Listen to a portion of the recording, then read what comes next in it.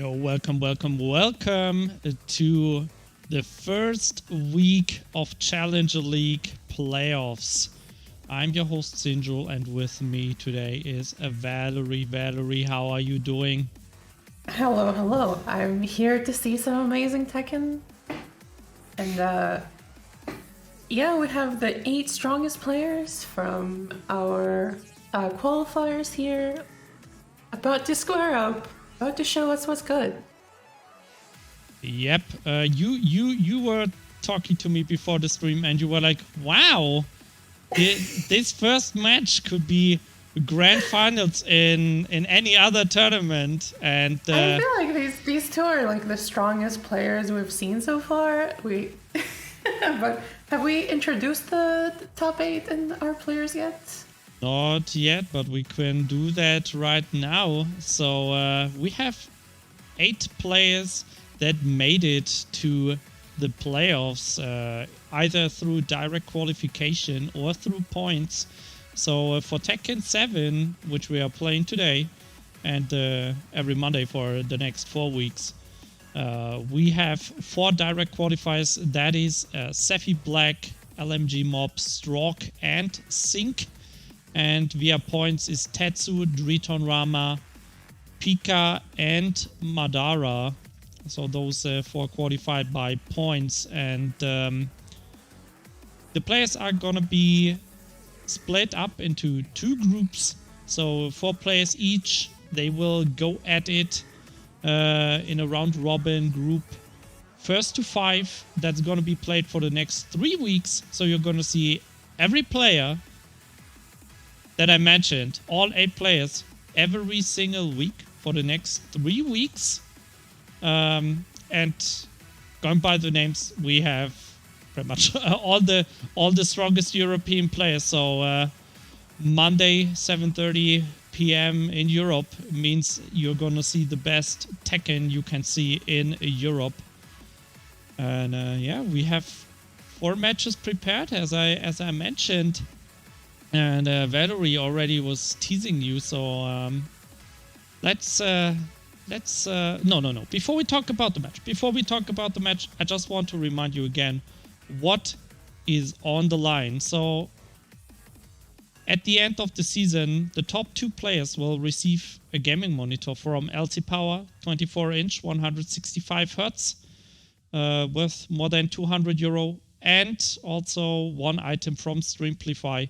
Camera, microphone, or light that they can decide on their own. You know, if you have a microphone and a camera, then you can pick the light to boost your stream setup. So that's another around €100. And of course the match Reno. We also have the match Reno. You can still do the sponsor quests or donate. I updated the sponsor quests for Tekken today. So there's some new stuff to do to support the prize pool. So yeah, in total we have around €700 on the line for Tekken 7 at the moment. And yeah, our first players today will be Sync and Strog. So the first tournament winner, Sync, against the last qualifier winner, Strog. UK versus Russia. And Valerie, you were saying you feel like those two are on a completely different level than the other. I feel like these are the 2 players that we've seen that were playing on a completely different level from the competition in their respective tournaments. So it's gonna be super interesting to see. And also, this is honestly always a cool matchup to see. Both of these characters very strong keep away, very strong counter hit tools. It's super interesting to see who's gonna kind of wrestle control the match. So especially with 2 players of this caliber, it's gonna be insane. Yeah, it's I like agree. My dream match, and it's like the first one. It's the first one. We have still 3 more matches coming up, which are gonna be Madara versus Tetsu, DritonRama versus PiKaH, and at the end LMG Mob versus SephiBlack. So yeah, we have some more killer matchups coming up as well. But yeah, like We saw Strog play last week, and we were both commentating this, and I felt like the opponents were so frustrated. Like they press a button, they eat the back one counter hit, full combo conversion for Strog, and it's like you were saying like they're not pressing any buttons anymore. Like they are just dashing in Strog's face and dashing out. They just let him escape the corner for free because they were just so scared. They were just so scared pressing a button against Strog. It's like, what? How much respect can you have? Okizeme is 2 backdashes. I'm too scared. But yeah, Strog seemed so in control of every single moment. I cannot believe like the level of competition there. But oh, and I mean, we kind of saw this maybe to a bit of a lesser extent with Sync. Sync was able to to also take control of his own matches very decidedly. I want to say it also seemed to be on that same level of what do I even do against this? Like how do I approach someone like this? Yeah. And yeah, similar levels of cosmic horror when kind of trying to figure out how to deal with both of their game plans. Yeah, I wonder how Sync is gonna tackle this monster that is a Strog, because we've seen Tetsu struggle, we've seen SephiBlack struggle. Like, man, he when Strog showed up, and you could say like his fan crew, you know, his fanboys also showed up, and they were like, Strog is strong. I was like, okay, let's see how strong Strog is, and then he just steamrolled everyone. I'm like, what the hell? Yeah, I mean, he's the Russian champ. You get people from round 2 saying, hey, this guy is gonna win the whole thing. Like, these guys know something we don't, and they absolutely do. Strog does have his own fan club for a reason. Yep. There we go. Match number 1 is on its way. Ooh, it is Strog. Strog won. We should say these are all first to 5. Yes. And, if Strog does have multiple characters, this is a good time to kind of bring them out. Maybe he thinks that Lars is kind of a, less demanding pick until least. So let's see how it goes. Yep, it is first to 5, as you mentioned. We will have 3 weeks of these playoffs, and then 1 week single elimination, pretty much 1 day single elimination tournament with first to 7s for Tekken. So the sets are only gonna get even longer. So yeah, enjoy some good ass Tekken for the next 4 weeks. And yeah, there we go. Strog already decent life lead against Sync. Oh man, all those checks was down forward 1. Yeah, both of these players have really been trying out to figure out the other one's timing, the other one's habits, and when you see the beginning of a Tekken match look like they haven't figured out the controllers properly and like some of the buttons are broken, that's when you know it's that good Tekken. Tries for the counter. Oh no. One more hit, Strog taking the first round. Strog not showing any signs of weakness despite the character change. Yeah, oh yeah, right, he's playing Lars. Maybe he wants to send a shout out to LMG Mob, who is. I mean, we did say last time that we only had 2 qualifying Lars players. Now we have lots more to come. But you see almost halfway through the round and still not really any major hits done. Both of these players playing so safe. Oh, it's gonna be a pickup. Oh, the low parry Sync! Sync looked a little bit too fast in the first round, but responding in time. The second round, looking a bit more comfortable here. Again.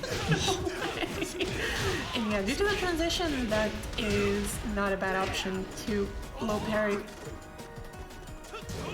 Sync is pushing Strog closer and closer to the wall. This is not a very good position to be in, especially due to the slack mix though.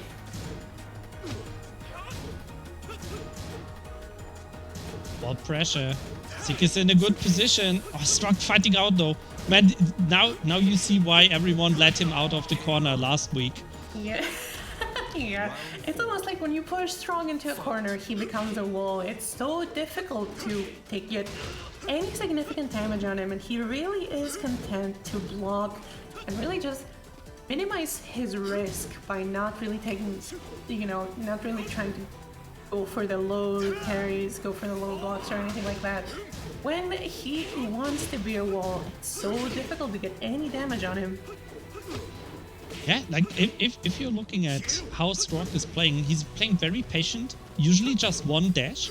Like he's not going excessive on the movement. You know, you have those players that Korean backdash all day, but Strog just playing very tactical. And I mean, this is definitely the key. It is very safe to kind of let your opponent, you know, take themselves to the KO. Like, if you just don't do anything, if you don't give your opponent any openings, and you see that they're very comfortable just, you know, throwing out unsafe moves, trying to commit more and more to catch you, you know, you have absolutely no reason to do anything. That alone can give you the win. The do-nothing style is something I personally believe in. And Strog kind of embodying it right now. He makes this look like such low effort. Yes, Strog. He's not pressing a lot of buttons, not any fancy movement. It's just very calculated play, and I really enjoyed that style because it's so surprising. Usually, when I watch Tekken, like the top tier players, they move around all day. They you know, do a lot of checks, and Strog is like, yeah, I'm standing in front of your face. I'm gonna backdash one. I'm gonna backdash once. If you press a button, nice. I take the punish. Thank you very much. And like he's not doing much, but when he's doing something, it has a good reason why he's doing it. Like, he's really forcing these reactions from the opponents. And if somebody is not doing anything, right, then you're like, what's going on, man? It's very confusing to play against as well. And Strog has absolutely shown that his movement is top notch. So it's not like this is his entire playstyle. It's, you know, the meta of Tekken is kind of increases like a ladder, like, hey, you do this, and then this next strategy, this next kind of playstyle beats this, and then there's this next one. This is, you know, a few steps below maybe the super movement heavy style of top level Korean players, but it is like this for a reason. Strog does have a very kind of strong read on how to counter Sink's game plan. Yeah. And look at this, just a bit of movement and all of a sudden Sink is in the corner. Just one hit. Yeah, this is one of the smallest stages in the game. Very hit here, especially as Lars is going to put you in a terrible position already. First round to Strog. It feels like not a lot of things happen in any one of these rounds, but there's so much depth to any one of these interactions. Yeah. Oh my goodness, single backdash. That single backdash is so important to you, even as a beginner. Already, Sink's health has been absolutely deleted. The counter hit string. No. This press, but Strog still very dominant second round. Yeah, I think Strog in full control right now of this match, but Sink can still turn it around. As you mentioned, it's first to 5, and you know, every single match counts, because every match you win is 1 extra point. If you win a first to 5, that's 1 extra point, so the winner always gets 6 points, but as a loser you can still take 4 points home. So yeah, it's very important if you want to go to the top 4. Even if you're losing, you want to lose 5 to 4. Sink, gotta pick it up. Sink is getting a few really good hits in here. and has pushed Strog all the way to the corner. And you see Strog right now, not even trying to dash out. Just oh. I cannot believe Strog did that.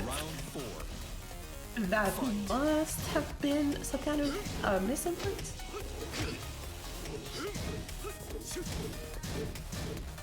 But we'll see.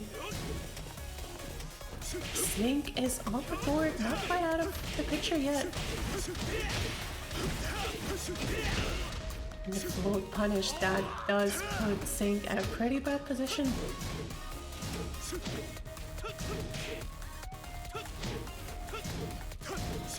Again, it looks like it does look like Sync's response is to get a little bit more aggressive with his pokes, and he does seem to have a way better grasp of Strog's timing and his habits. He's really been able to kind of blow up his defensive options a bit more consistently. Yeah. But you can never count out Strog. We've seen him come back from, 2 straight losses in a row, like quite a few times in the past tournaments. Also, don't forget, he already has 2 bubbles. This is match point for this match. So Strog only needs to clutch out 1 more, then it's 2-0. Sync already. Half-life down. Ooh, unfortunate drop. Pick up for neither of these players. That's so fortunate for Sync, but you can already see Strog. Oh, big launcher!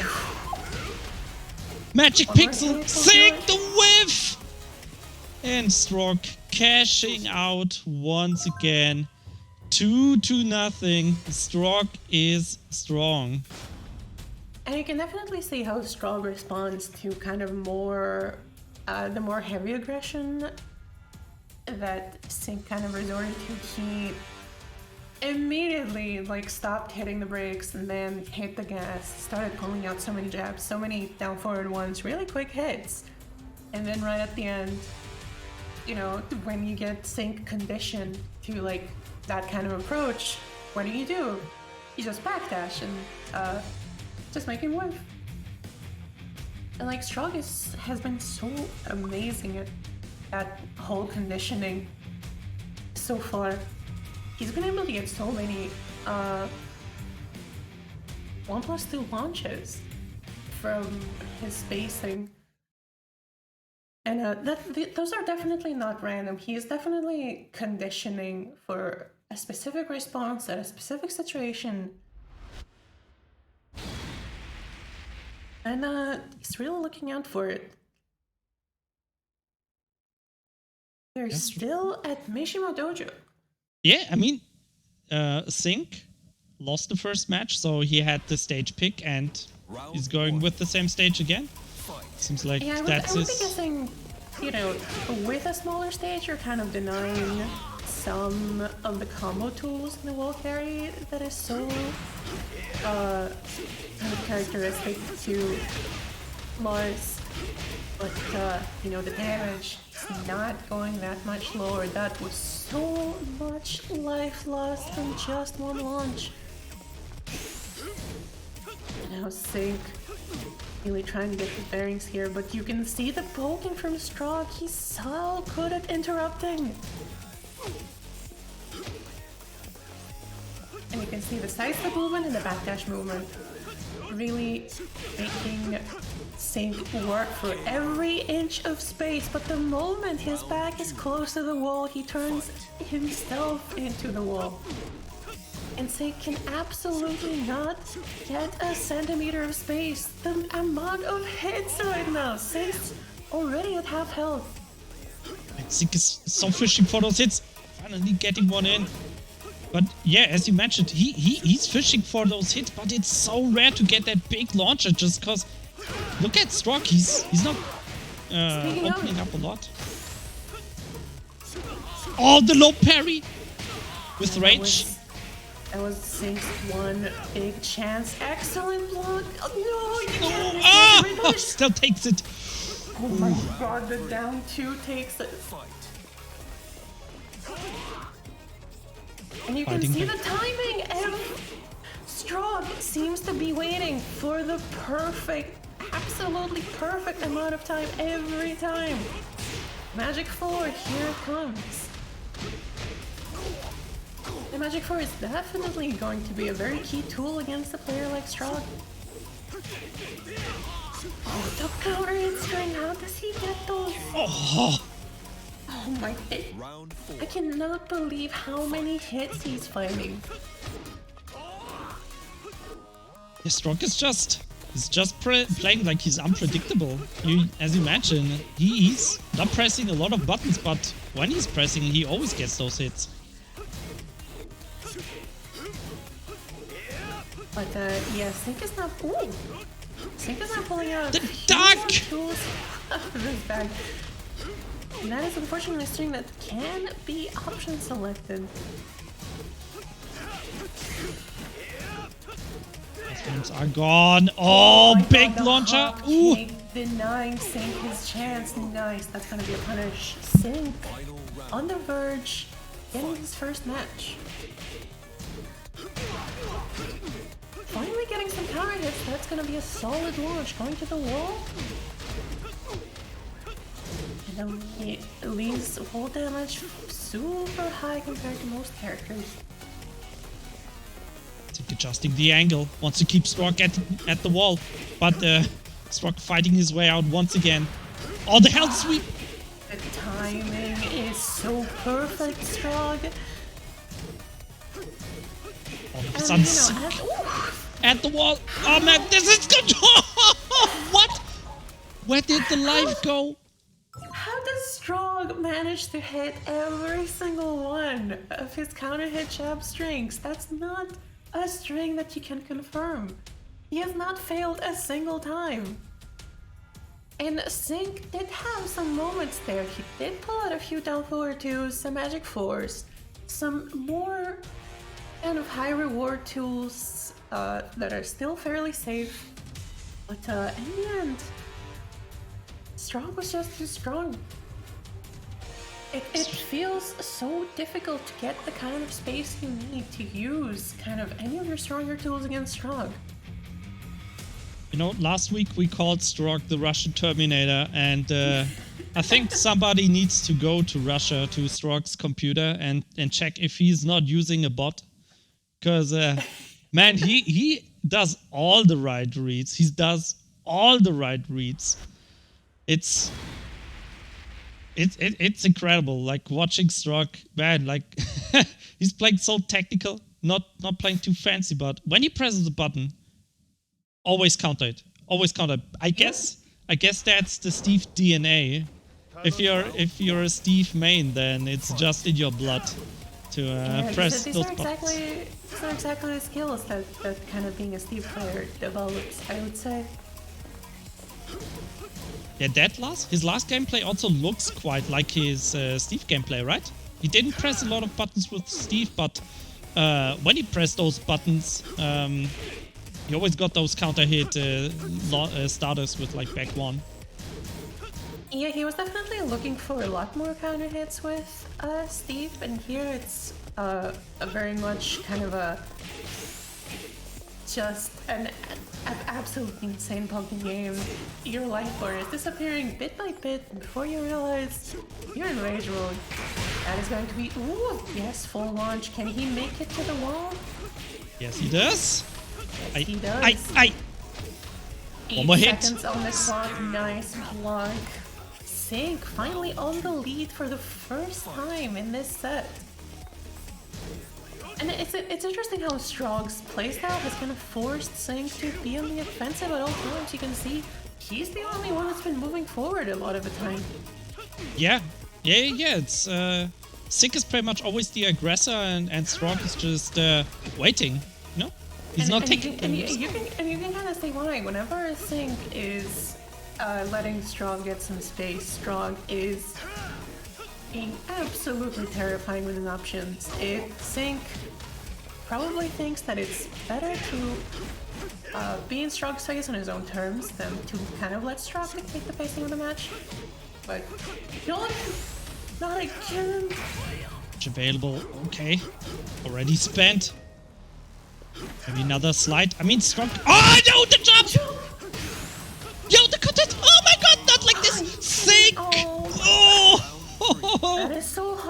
thinking that could have been a second round for Sink. So much closer.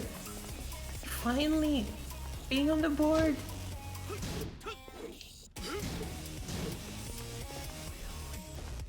Okay, Strog blocking. I cannot believe. And you can definitely see Strog is advancing every single time. Sink has been very patient. Strog has advanced, threatened the full crouch mix-up, and you know, it didn't seem very easy to make Sink flinch in that first tournament, but Sink has definitely been flinching. So scared to have a player of that caliber in your face in those kinds of situations. Hitting, okay. Yeah, Sink is trying to. Oh, whoa. Like, how does he block it? How does he block all those lows? Like, you go mid, he blocks them. You go low, he blocks them. Like, what do you do? 6 seconds! Look at the life! This. Oh my god, Strog is not gonna press anything, right? Oh my god, Strog! Oh my god. Sink tried to go for the unblockable, but it did not quite work out. And you can see he let go of the stick, the desperation. 2-1 rounds. Ooh.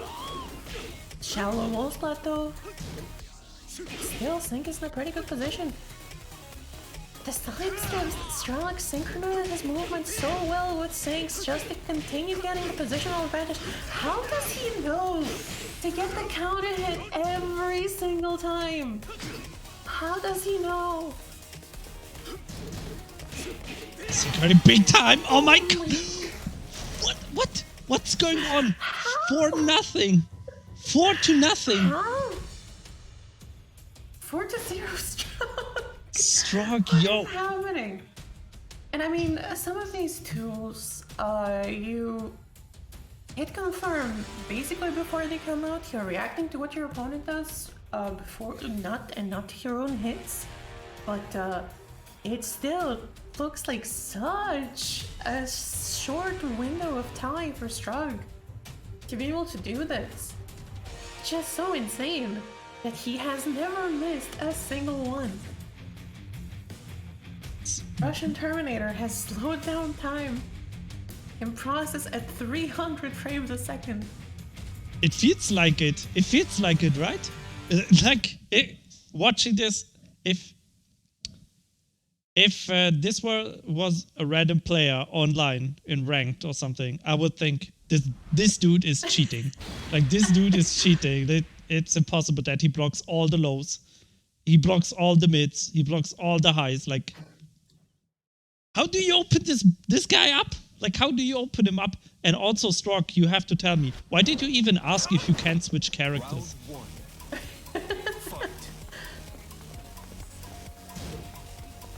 So potentially last match between Strog and Sink? This is set point for Strog. It's all gone so quickly. I cannot believe it. We're already here. And Sink again. It's the same stage. No changes at all. Like, Valerie, talk to me. Would you, in this situation, would you maybe say, okay, I'm just gonna go for infinite stage? I don't feel like any of these matches have been decided by the stage we've been. How do you beat that with a stage change? And I mean, at an infinite stage with someone as strong as defensive as Strog, you're only giving him a lot more tools to kind of run away. You're seeing the backdashing here, the perfectly timed backdash to just avoid forward movement into down forward one from Sink. Maybe And Sink yeah, just you needs can to definitely see the flash ducks, you know, the... You cannot be getting hit by that in your second round against Strog, but the movement... Ooh. handling big damage. Off to the wall. For Sink. Nice, that's a huge chunk. Oh, the red shit, that's it, Sink! Oh. Yeah, those Big hit. positions are absolutely not safe. Sink reacting perfectly. Huge damage. Such an amazing reaction. 1-1 rounds. Look at this, 15 seconds. Look at those life bars. That's, Absolutely nothing has happened. oh man. He's trading blows, just really trying to find their own space, trying to just find the right timing to get to do something strong, looking so comfortable though. He's not moving. Nice whip punish on the jab. Sync might be getting his might be getting his stride. I was going to say, but huge counter hit here for Strog. No, you cannot. So you gotta get out of there. 6 seconds. Look at the timer. Time is ticking down. It's working against Sync. Oh, yo, the one. Come on. Oh, Strog stint. Oh, the 1 pixel short. Barely. And Oh this must definitely be pushing Sync now to be a bit more aggressive. You cannot be in such a life situation against such a defensive player. This is the sad bubble. Strog only needs one more round. Then it's 5-0. Then it's over for Sync for today.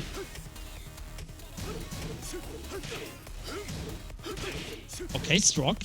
Actually angry. Going in. Yeah, but Sync has been able to get a lot of solid hits of his own. Really been able to kind of interrupt Strog's poking. Very... You can see how cool. Oh, the head sweep again, and that's it! Strog. 5-0. 5-0. How insane is that? I cannot believe what just happened. It's almost like I lost track. Is it all already over? Is this what's happening? Yo, damn, Valerie, you were saying this could be the grand finals of any other tournament, and Damn, man. And Strog just wins with a side character. My heart is broken. Strog, yo, holy, that's a message to the other 3 players in that group. Yikes. Yeah, we'll definitely be seeing Strog fight the other 2 players in the following weeks. This is absolutely not the last we'll be seeing of Strog, but it is the last we'll be seeing of him today.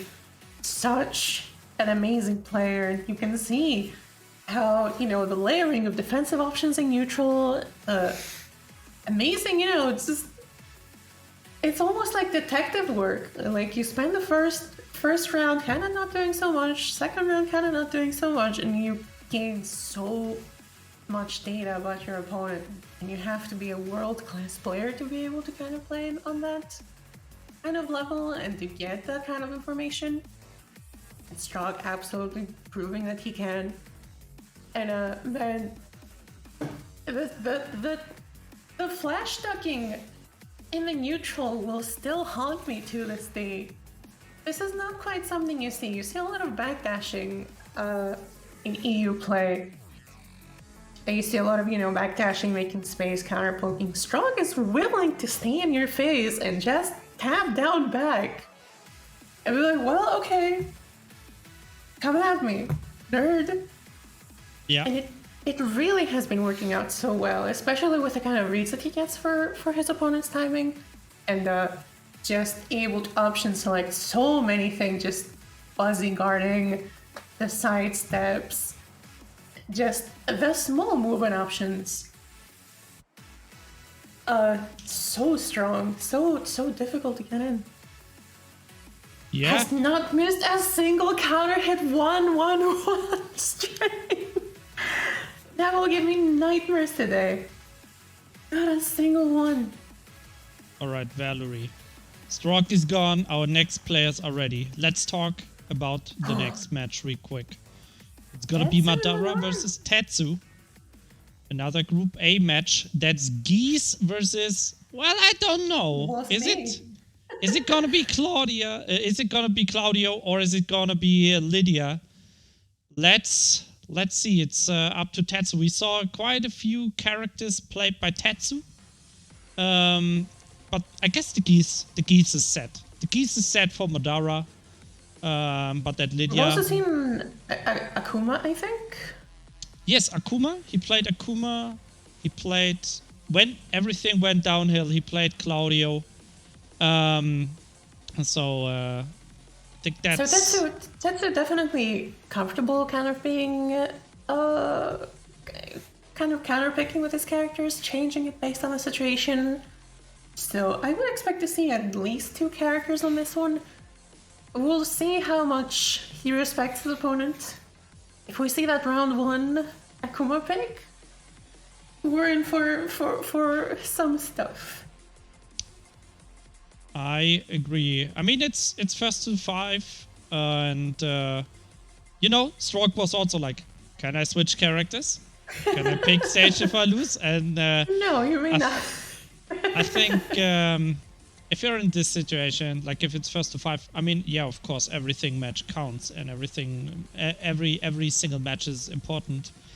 But as long as you win, it's fine for you. You just have to win.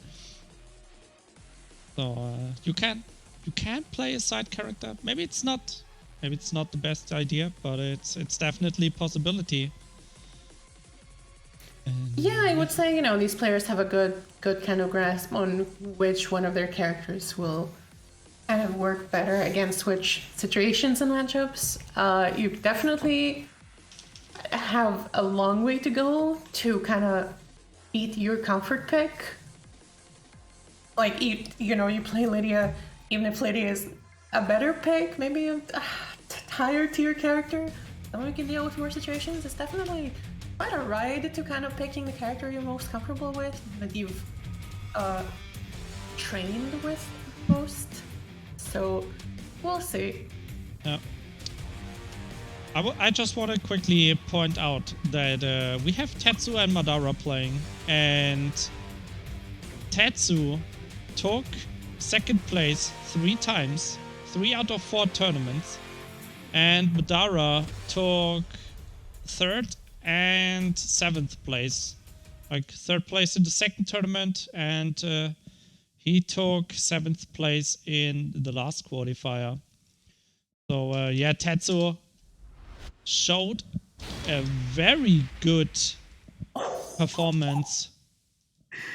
Oh no, Howard Estate first stage. Oh, the Howard Estate? Estate? Madara's side. The universe is on Madara's side. Apparently it seems, and Tetsu did go with Lydia after all. I mean, you know, Lydia is a character you can never go wrong with. She's super strong in what she does. Bring it on. And what she does is, you know, Tekken, the fundamentals of Tekken. What do you mean? And also, you know, no recovery on anything, but that's a different topic. Are you saying Geese doesn't play on his Tekken? He's not playing Tekken, is that what you're saying? That's quite not what I'm saying. Geese kind of has a different style, I would say. He fishes a lot more for the way punishes and counter hits. Is maybe not quite as good as Tetsu is showing, kind of weak to some of the movement options. Oh, that sidestep on that Rippuken. Again, punish this time. Oh, the low parry as well. Tetsu in such control, but unable to finish his Oh, the parry! Madara! Oh, that was Geese's parry for a second. Madara Definitely say you can never be too comfortable on a life lead against a character like Lydia. Starting out very, very aggressive. Some safe poking, safe strings. Madara can never let his guard down. He's building that bar. Looks in the hell sweep Tetsu.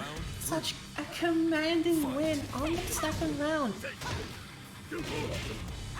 Making it look like Lydia was definitely the right choice, and has been slowly, really just pushing Madara out of his comfort zone. My god, which is so high. And with a counter hit though. That's just 2 stocks available, one confirmed. Is all Madara needs. He's fishing! Doesn't even need it, that's GG, right? Oh, doesn't get the OTG grab! Oh my god, no, not like this! Oh my god! Tetsu! Stealing it! He is stealing it away from Madara. caught in Madara, and Tetsu was so ready for the sidewall too. He delayed his combo just enough to hit right after the sidewall spot. That was insane. Madara can definitely not be feeling good about that, but Tetsu has been showing such excellent just awareness of anything. You know, the matchup, Madara's options, stage, combos, you know, that's the whole package. See how Madara's gonna adapt now. He has the stage pick. Wonder if he's gonna keep playing the Howder stage. I mean, the rounds went pretty well. It's just that Madara couldn't close it out. Like, he just couldn't put the rounds in the bag. And then Tetsu. Okay. Okay. Infinite stage. I can definitely see that the loose man does kind of play a bit more of a spacing game. Does get quite a lot of reward out of kind of mid-range hits.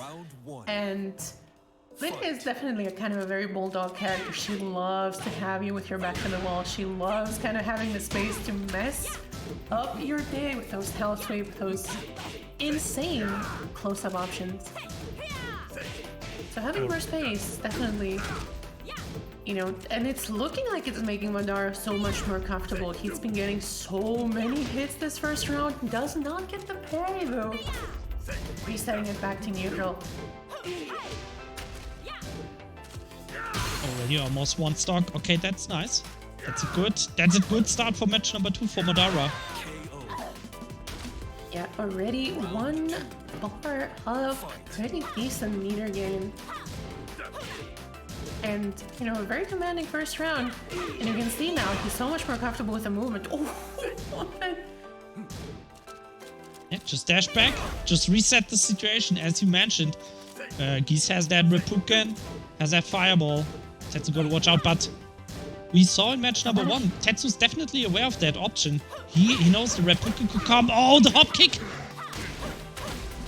But yeah, you know, a side effect of that very dominant first round is that he is absolutely transmitting so much data to Tetsu about his timing, his habits, just everything. Oh, the movement in this. It's definitely looking like such a comfortable round for Madara. 1 bar able to do so much damage.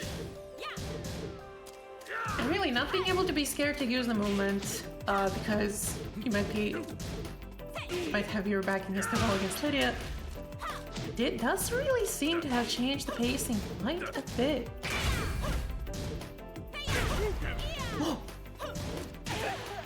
Yeah, that's gonna be punish. Round 4. 2 bubbles for Madara. Also, almost 2 stocks. Tetsu really gotta watch out to not get clipped by the down 4. Yeah, but Tetsu now way less afraid. Ooh. Not at all afraid to just dash forward, press a whole lot of buttons. And Madara using those throws to kind of reset the situation a little bit. Gives him some space, some time to think. Oh, nice punish! That's big damage! That is going to be huge damage. We got the crouch cancel punish for maximum damage. One more, not down. One more touch! Yeah, he's definitely fishing with that knee. But Tetsu has been able to get a few very solid hits in. It's never over. Lydia does have pretty high damage. 8 seconds on the clock though. He will have to do something. Hellsword might be coming. Nice. That's 2 seconds. 1 second. Madara. Oh, the timer. Oh my god. That Hellsword was definitely pretty much the only option Tetsu could have gone for to kind of deal that much damage in that amount of time. Oh, no punish. Yeah, the Hellswords are coming out now. Tetsu looking so much more comfortable, pressing his advantage. Just hop kick beating out Madara's movement, and despite the adjustment, despite the massive increase in comfort that we've seen, Tetsu still takes round 2. Game 2, sorry. It's getting closer though. It is getting closer. Madara does still get the stage pick. So I would expect, you know, for this to just basically go the same way again. Madara does have the time to kind of think, regain his bearings. He did have a lot of kind of dominant moments.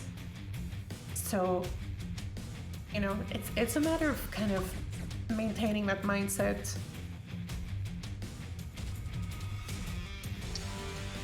Do you think Madara will keep using the infinite stage? I would say it worked really, really well. I agree.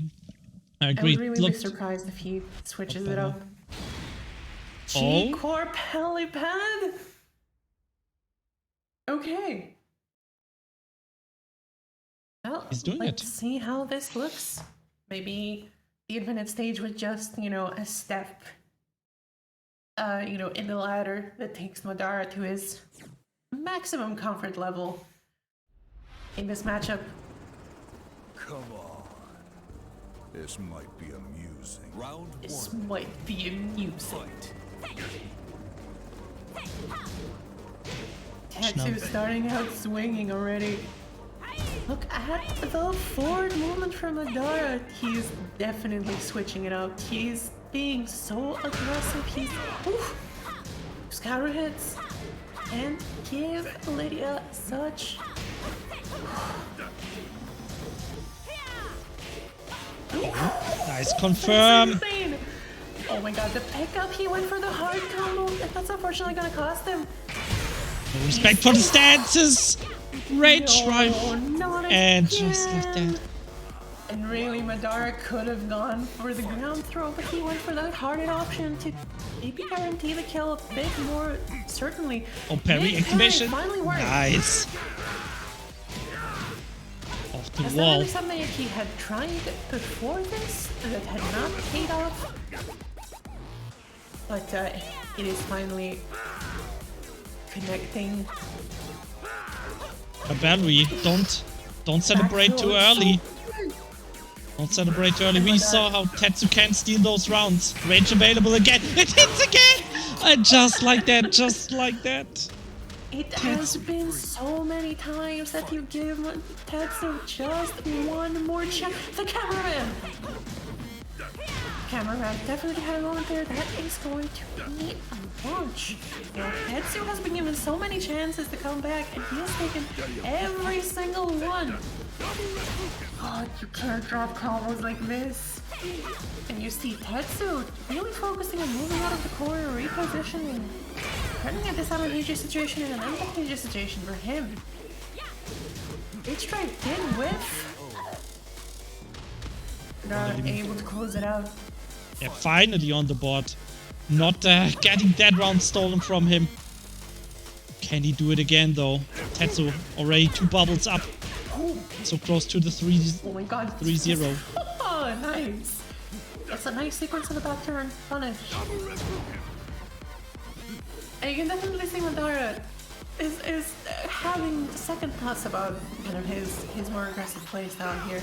He's definitely fishing though now. Does have 2 bars, so any hit will be a huge. That's an air hit. That's gonna steal the damage quite regularly. Not even gonna break the wall.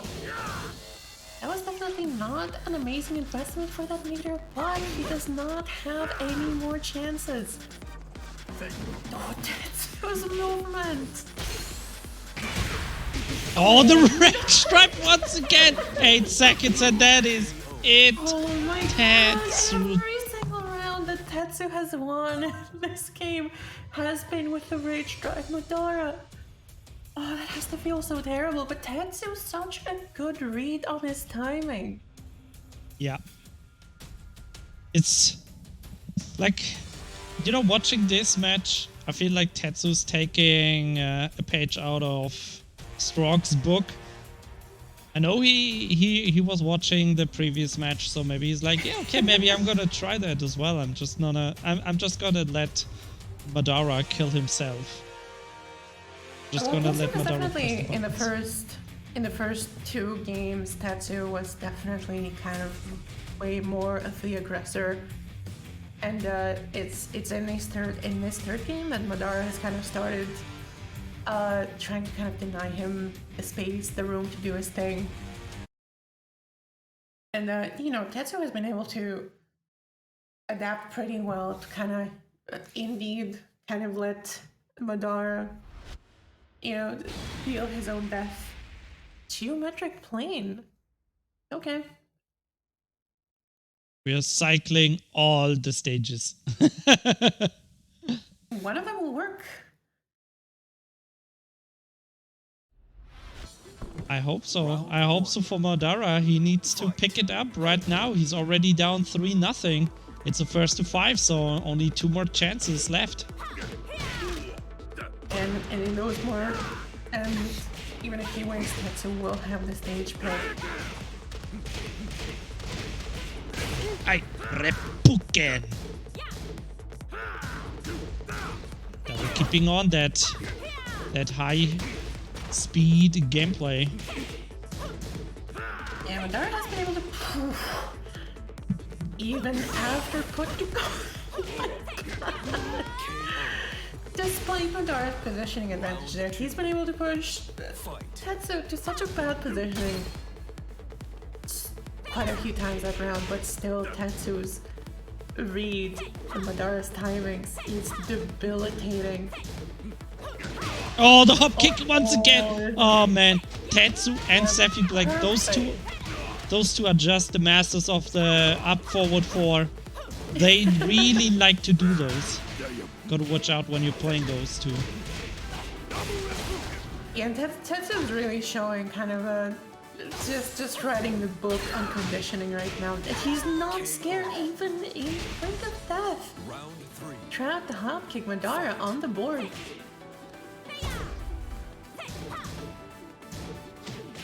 You can see he's playing a lot more defensively.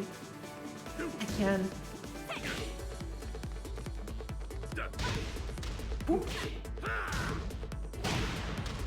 Nice counter hit. Also look at the stocks. Madara, almost max meter, almost 3 meters available. Oh, that side switch, yo! Resetting the situation. He does have 3 bars, so he does have some space to make a lot of his poking attempts safe. No, not like this! Oh my god, this is this suicide? One more hit! Oh my god, Tetsu! Oh, yo! The charm chops don't do a lot of damage in this game. Madara on the brink to losing this game. He does have 3 bars. That means he can take a few more risks. Punish. He can take a few more risks in neutral and then kind of save himself with spending meter. He might. Actually, he's not trying to, but he has to get something done. Uh-oh. Steady enough though. Red drive spent. Just block the hop kick. Protect. Beware of the hop kick. Madara. Down 4 is this so stressful. Oh my god. Okay. Unmade Madara does have a chance of winning a game. But again, it's 2-2 bubbles. Madara, you really want to take this home at least. We've seen it with a sync before though. It's so difficult. Yes. So difficult taking that 3rd round home. Close. Nice, Madara having such a good read on Tetsu. Tetsu's lows now. Nice sidestep! And that should be it! Spend all the meter! Spend it all! No! Oh my god, not like this! Not like this, you have to spend the meter. No Madara! No Madara! Oh my god! Oh, that house rip does so much damage. You cannot be giving Tetsu these kinds of chances. Twice now. The game was just his. Come on, man. Almost there. Just needed to finish your combo. Just spend the resources. But Imagine you have 3 stocks. You get that hit with Geese. And you're only spending 1 stock. Just do it. Ay, oh my god. After this, Madara, you can't feel good, right? You can't feel happy about that. Tetsu is just stealing round after round after round from Madara. Yeah, and his Pokken has been able to kind of do so much physical damage, but also so much mental damage. We've seen Madara kind of switch from kind of trying to be aggressive, kind of trying to deny Tetsu his space. We're going back to Infinite Azure. Trying to, deny Tetsu his game plan. But Tetsu has been able to just find so many surgical precision hits that it looks like Madara is shifting back to kind of being a lot less comfortable controlling space and controlling the matchup. Small punish, unfortunately, but already some solid hits from Madara. Nice crouch. Oh, yo! Nice round for Madara. Finally! Huge counter hit. Yeah, this seemed super duper comfortable. He found the hits at all the right times. But we've seen it's 4-0 for a reason. Okay, getting blocked. Madara, just don't let Tetsu snatch another match from you. And I mean, cameraman did have a stroke, but Madara able to continue the combo.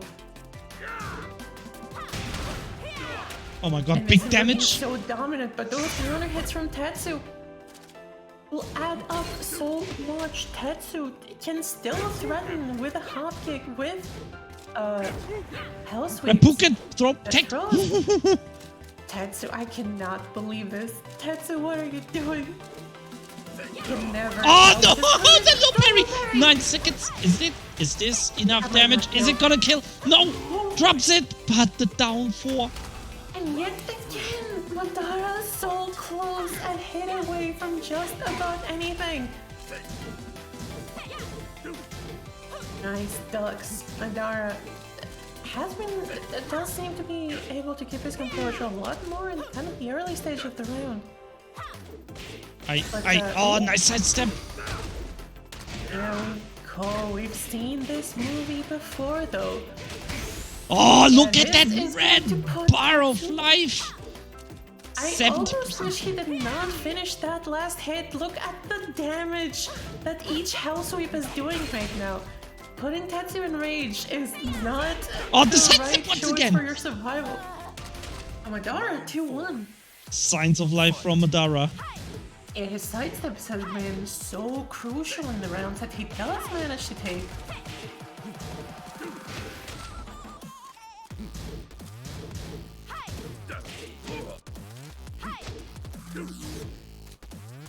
Players, such a good read on each other's timing.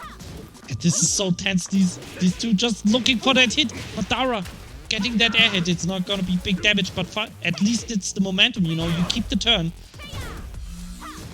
Well, it is fighting back stage, so that is a little bit more difficult to do, unfortunately. And Tetsu has been getting so many hits in. Madara on the back foot, you can see him. The back dashes, the clocks. He's not comfortable pressing the trade.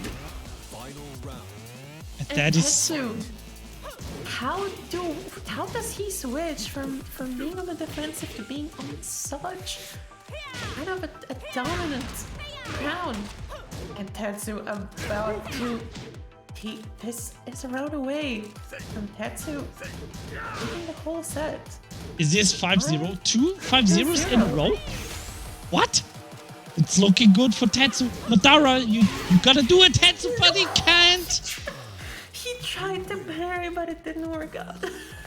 Oh my god. Tetsu 5-0 as well. What is going on today? I have no words. I have no words. What is going on? Like, Tetsu, 2-5-0. the 9 lives, the 9 million lives. Tetsu was, you could really just say, hey, Tetsu is out of this one, you know, Madara is gonna win this one. So many times. But Tetsu was able to overcome such odds, was able to overcome such life deficits. You know, Madara did kind of try to switch to playing a little bit more safe in the last kind of bits of a round. And really, that's where Tetsu just absolutely smelled blood. Really, just took advantage of it. Yeah, that, oh man. The hopcakes, the rage drives. Tetsu just, you know, Tetsu just found those big damage hits when he needed them the most. It was always like, okay, I need that hopkick, I need that rage drive to hit, and then he snatched that. He snatched all those rounds. So yeah, you saw it was 2-2 bubbles, but Madara not able to finish a single match. It's the same story as Strog versus Sink. Sink found those rounds, but couldn't find a single match. And I want to be honest here. I did not expect I did not expect any of the matches today to go 5-0. And now half the matches are already done. 5-0. Strog and Tetsu. Ooh, yo. Okay.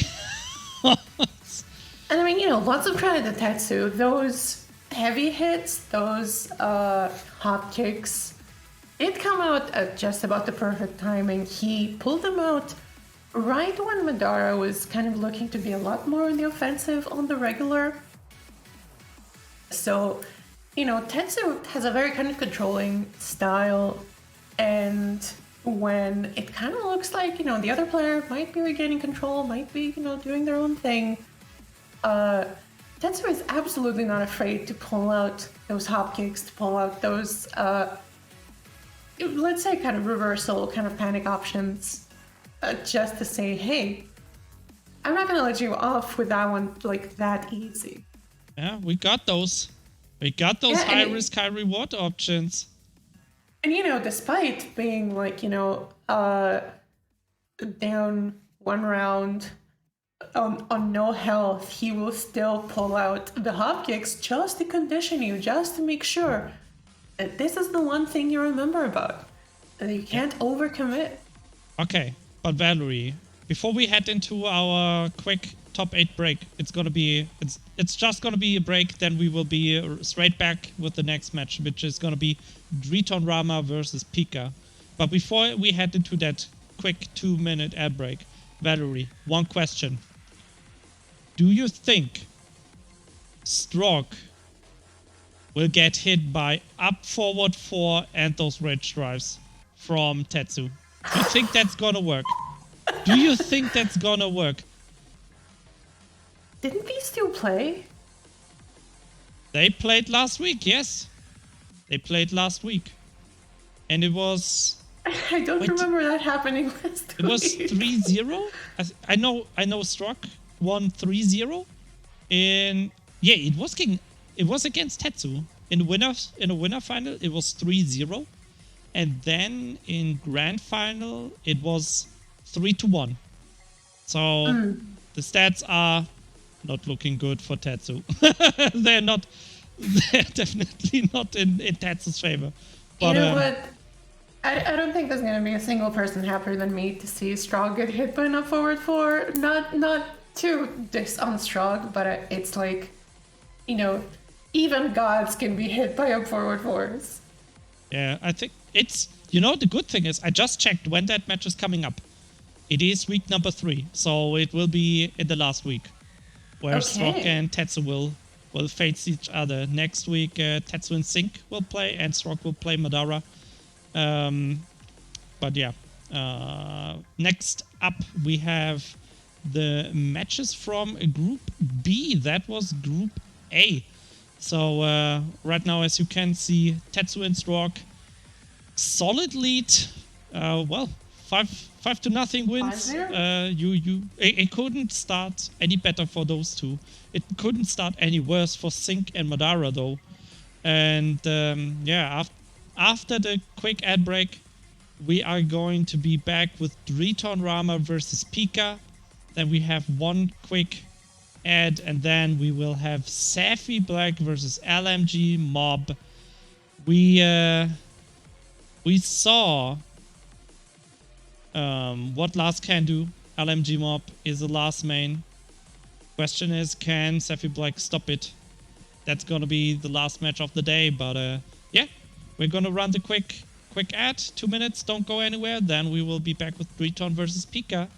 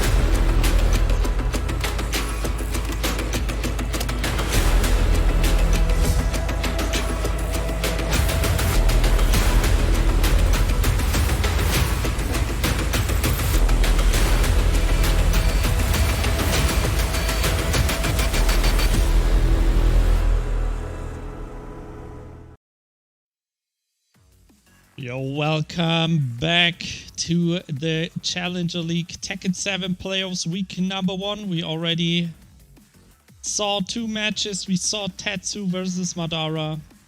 We saw Sync versus Strog. Tetsu and Strog both took their matches 5-0 in well, this group stage, this round robin stage for top 8.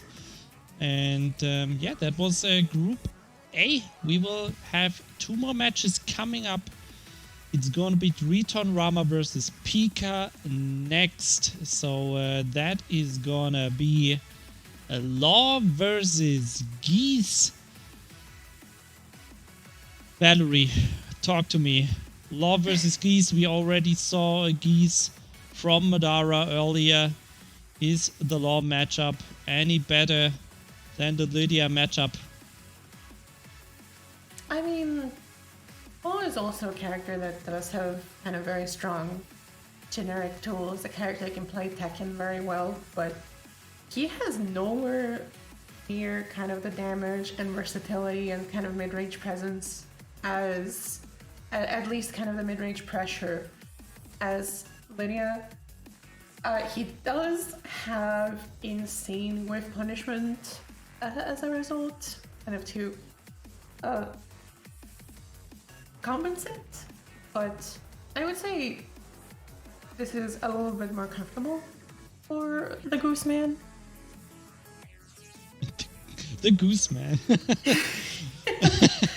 It's such a nice man. Yeah, it's such a nice name. It's just I like it. I really like the name for Geese.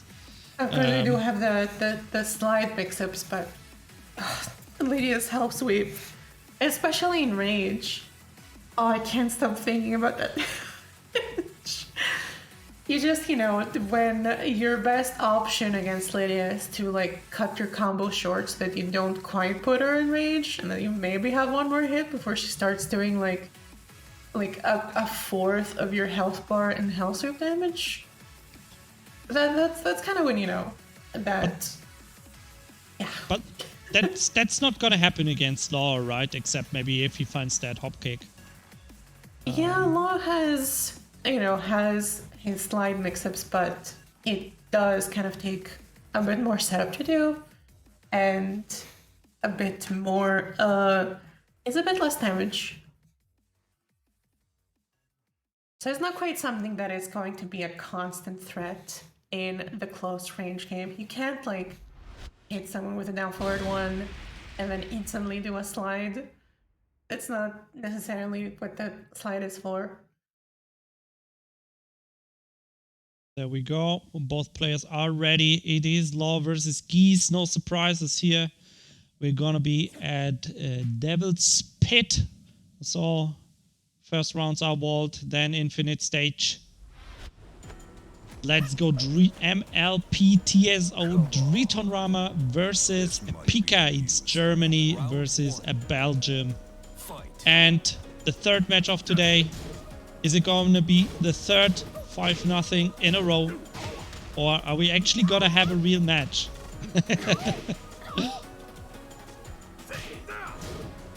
Well, we see both players kind of starting out playing very safe, still feeling each other out. Huge counter hit that is going to easily get him to the wall, just slightly too far away from jumping normal. Turn in rage. Slide. Okay, slide number 2. Third one? No. Ah, the rage! Rage drive! One more hit! One more hit! Oh! And the 3-4. From PiKaH, I cannot believe he actually got a rage drive out. It is a high crush option. But it's definitely not something you see every day. And PiKaH definitely watch the previous tournaments, because Driton really likes those 3-4 chain. And here is where the whip punishment is really taking. It's really being shown off a little bit more. PiKaH already at a huge life deficit. If anyone can bring it back, it's the Goose Man. Yeah, just that one Reppuken to build enough meter to get him to 2 bars, so he still has some resources for the next round. It's a rage available.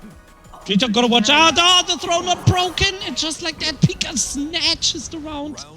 Yeah, just Driton must have been looking a bit too low to react to some of those down 4s that PiKaH has been hitting this round. You know, it's seeing the same. That's what happens when you have that big life lead and you're playing too passively. Yeah, keep the pressure on. That's what took down Madara last game. And Driton now kind of showing the same. Ooh, text the throw finally. You know, German players. No. Yeah, you can't stay on the ground too much. Against the Goose Man, he does have a few ways to make you float out. 2 meters. This is the slide. Driton, don't get clipped. Oh, he gets clipped, but PiKaH didn't believe. Doesn't get the activation. And Driton staying alive. Round 4. Fight. Fighting his way back into this first to 5. And now, as you can see, Driton really trying to threaten with a lot more of his tools, trying to make the slide mix-up happening, trying to kind of force PiKaH to have to think about all the transitions that Driton can do. Uh-oh.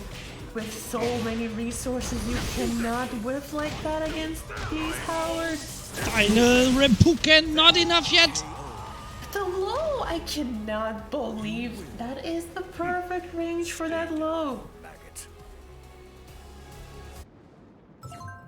Very nice conversion. That automatic, like running low, is also kind of plus on block. So that is actually such a good setup. PiKaH definitely knows what he's doing. That's why he's in top 8, you know. Yeah, absolutely.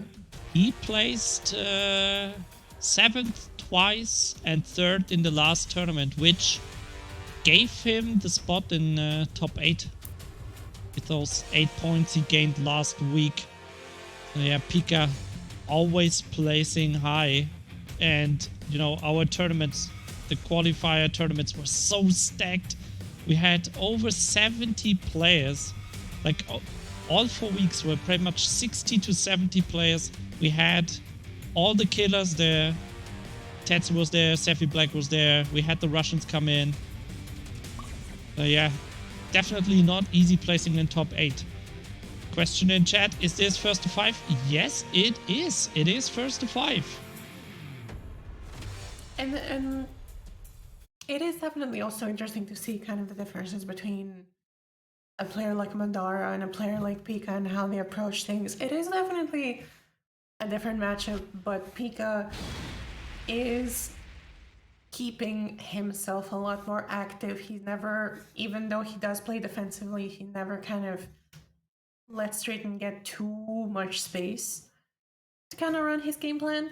And we've always seen, like, you know, only 1, 3, 4, 3+4 from Driton. We're not seeing, you know, PiKaH is not giving him too many opportunities to kind of use Law's mid-range strings, even though Round 1. Geese does get a lot of damage out of kind of mid-range confirms also. Yeah. So those sidestep 3s. Oh! Catches a sidestep! Parry. Oh, look at that damage. Parry. Also going down the balcony. There we go. Oh, key charge! Key charge! That is not going to do a lot of damage. And One more. yeah, Driton does want to stay on the ground. That key charge does make some of Geese's options a lot more scary. It's jumping! I mean, there's definitely characters that key charge, and it's a legitimate Oki option. And I can't see why Geese doesn't have those kinds of options too. What do you mean? He needs those. He got nerfed too hard. Buff Geese. You know, he's a guest. You know, we have to treat him well. Expanding that meter. Resources are spent. Big life deficit. DritonRama finding all those pokes. Rage still available though. You've got to watch out. It's interesting to see kind of PiKaH being the one very, very comfortable, very passive in mid-range, never mind. Driton had been whiffing so much that entire round, but... Oh, the sweep getting blocked. Off to the wall we go. What's the mix? Yeah, very low wall splat. Unfortunately, will not get a wall combo, but still. Oh, the stare down. Yo, that down forward 2 is not a fireball. Just want to point that out. Law doesn't have a fireball against the Repukin. Oh, gets the hit, but does not get the resplat, unfortunately. Tekken. Driton stuck at the wall, but he's fighting his way out, just like Strog. Defense not crumbling, spring kick getting punished as well. Everything going Driton's way right now. And those down forward 2s now starting to be such a headache for PiKaH. That's definitely a state in which you want to be as a Law player. Oh, huge damage though. Where did his life go? He got punished. Nice. Don't forget the screw. And the Emphysema. Oh, the trade. Nobody coming out on top though. PiKaH one hit away. Nice. Driton's Nova is unfortunately not deterring those PK Repukins as much. The dash in down 3-4. The Driton special. Oh, he's trying to bait now. I love what PiKaH is doing. He checked Driton in the previous match so much. Now he's just chucking out those fireballs because he knows Driton is probably waiting for the down forward 1 check, and it's just not coming. And one of, if not the only character we're looking at his hands, not necessarily the best way to break his throat. Players at equal health. Oh, that's a big hit! Fighting for this second game. Double Repuken. PiKaH, if he can finish this combo, yes! You win. Man, the goose is loose. Another 2-0. Valerie. It's Valerie. happening again. It's happening again. Imagine 2-0 bubbles, and then the opponent just takes it back anyway. Damn. Yo, what's going on? What the hell is going on today?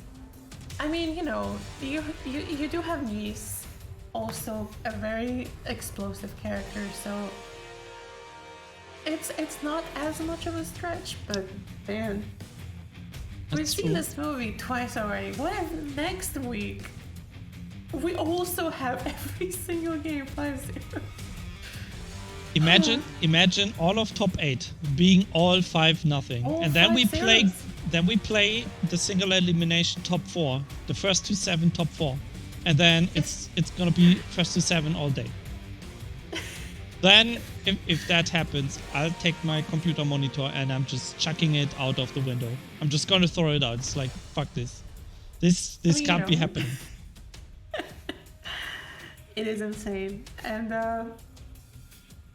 at the very least, we'll be going home before midnight. True. Ja, das ist korrekt, ja. No midnight shift today. We only have one more match to go. SephiBlack versus LMG Mob. And I mean, yeah, if this goes 5-4, you know, Driton and PiKaH, if that's gonna be more even, and then the other one is also gonna be more even, then maybe 10. I guess like 10 p.m. And we can go to bed. You can tuck me in. I have to go to work, I'm sorry. Fight. Yeah, you can tuck me in and then go to work. Okay. Pay me first. The match number 3, PiKaH up 2-0. Oh, nice. Duck unable to get the standing low. Drayton has been with his back to the wall for so long. It's a disaster waiting to happen. PiKaH really fishing for those hits.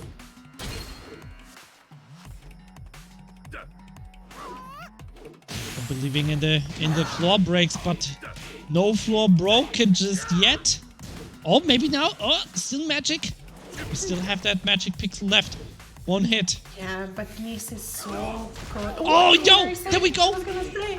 No parry! Ah! Oh, that. Ah, the stomp. Just. He's angry at the floor. Yeah, the wires got a little bit scrambled there, but the down forward to finding its mark. Pro tag. And that's a difficult throw attack. But very expected on this stage because it breaks the floor. So it's the go-to throw for Law.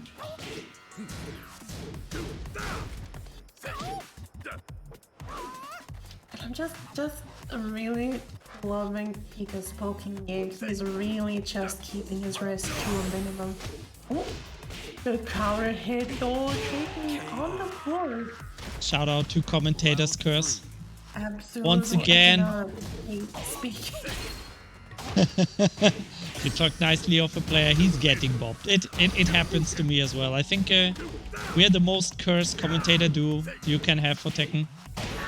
If we say something is nice, then that player is gonna die in the next 5 seconds. Oh, we might be going downstairs. Yes, we are. I'm cured. Magic pixel for Driton. So magical this time though. Round 4. Yeah, such a dominant second round too, and again, because capacity, like his very relentless style, he's really not painting a target on himself that much. His movement is so scary. And it has so much threat behind it. And so Driton cannot be super comfortable pressing buttons. That magic form might help. PiKaH does not seem to have a lot of things on his mind when he's poking. He's not really scared of too many things. Oh! Oh my god. Two stocks, spend it! Oh, he doesn't find the max mode. Wait, what's happening? Stare down is real. Driton cannot overcommit too much. The Repulsion could cost him a lot of life. The stomp! No, that is gonna be a punish. One touch! No! Oh! Not like this!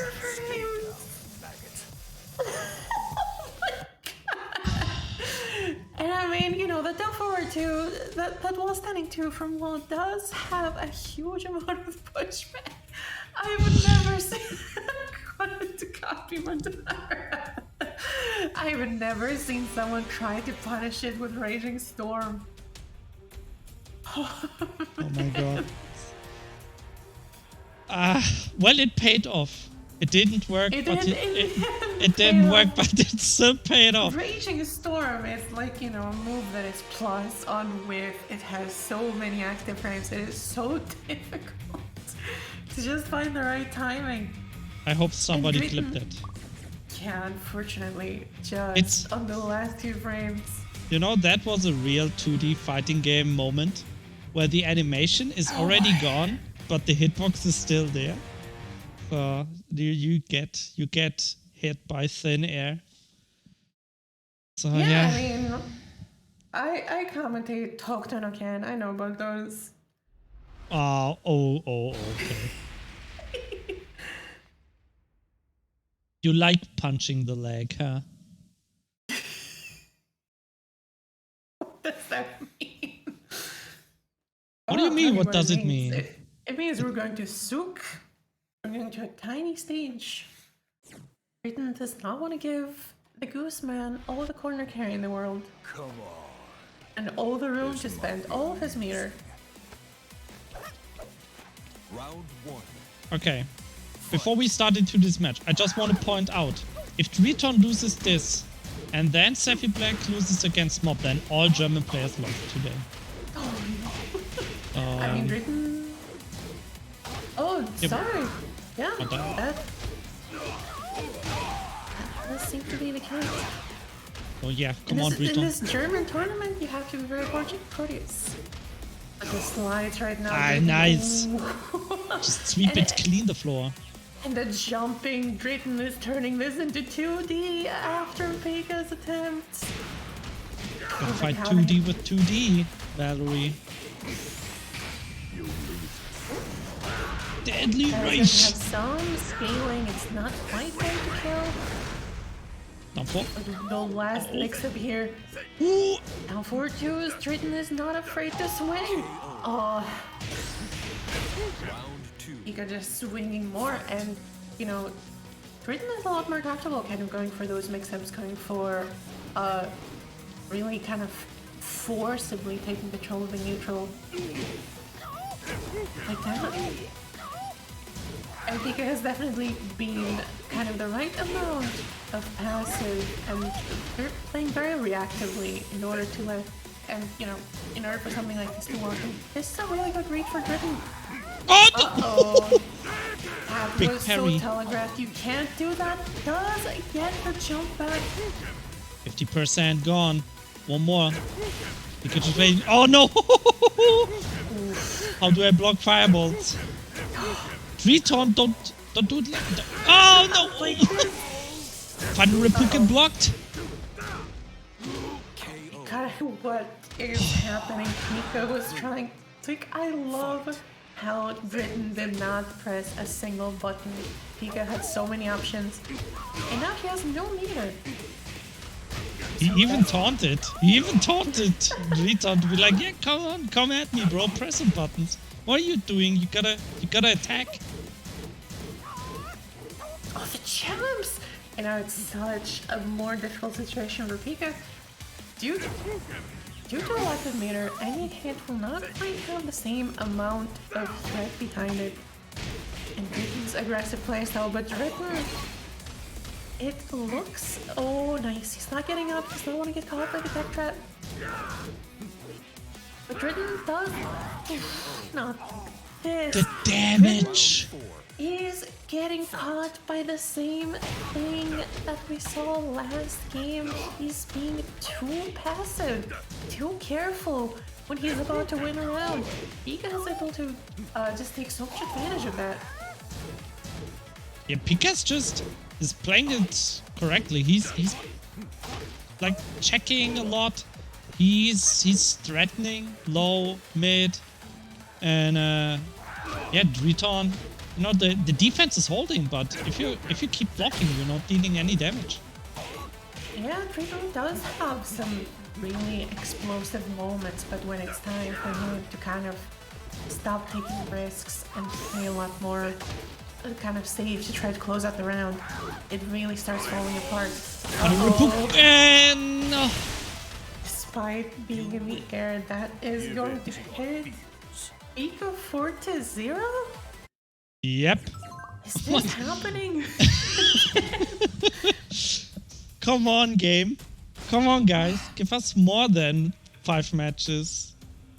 Come on. We're about to see the same movie 3 times in a row, unless Driton really pulls off a miracle. And really, he does have kind of the potential to do a lot here. He did have a lot of good moments, a lot of good reads.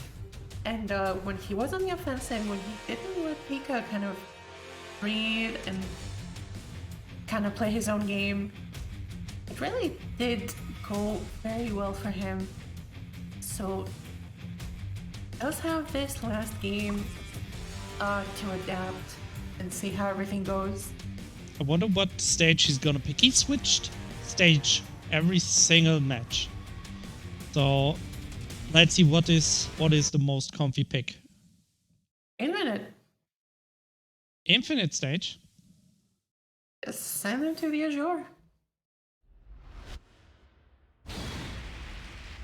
Well, No. big stage anyway. Almost. Has some walls. You just don't reach them very easily. So yeah, is this gonna be... Mr. Geese. I mean, it is not easy. I mean, Law is a character with kind of below average wall carry, while the Goose Man can take it wall to wall in pretty much most stages. Fight. Alright, potentially last match between PiKaH and DritonRama. Is this gonna be 5-0 part 3 directed by Michael Bay?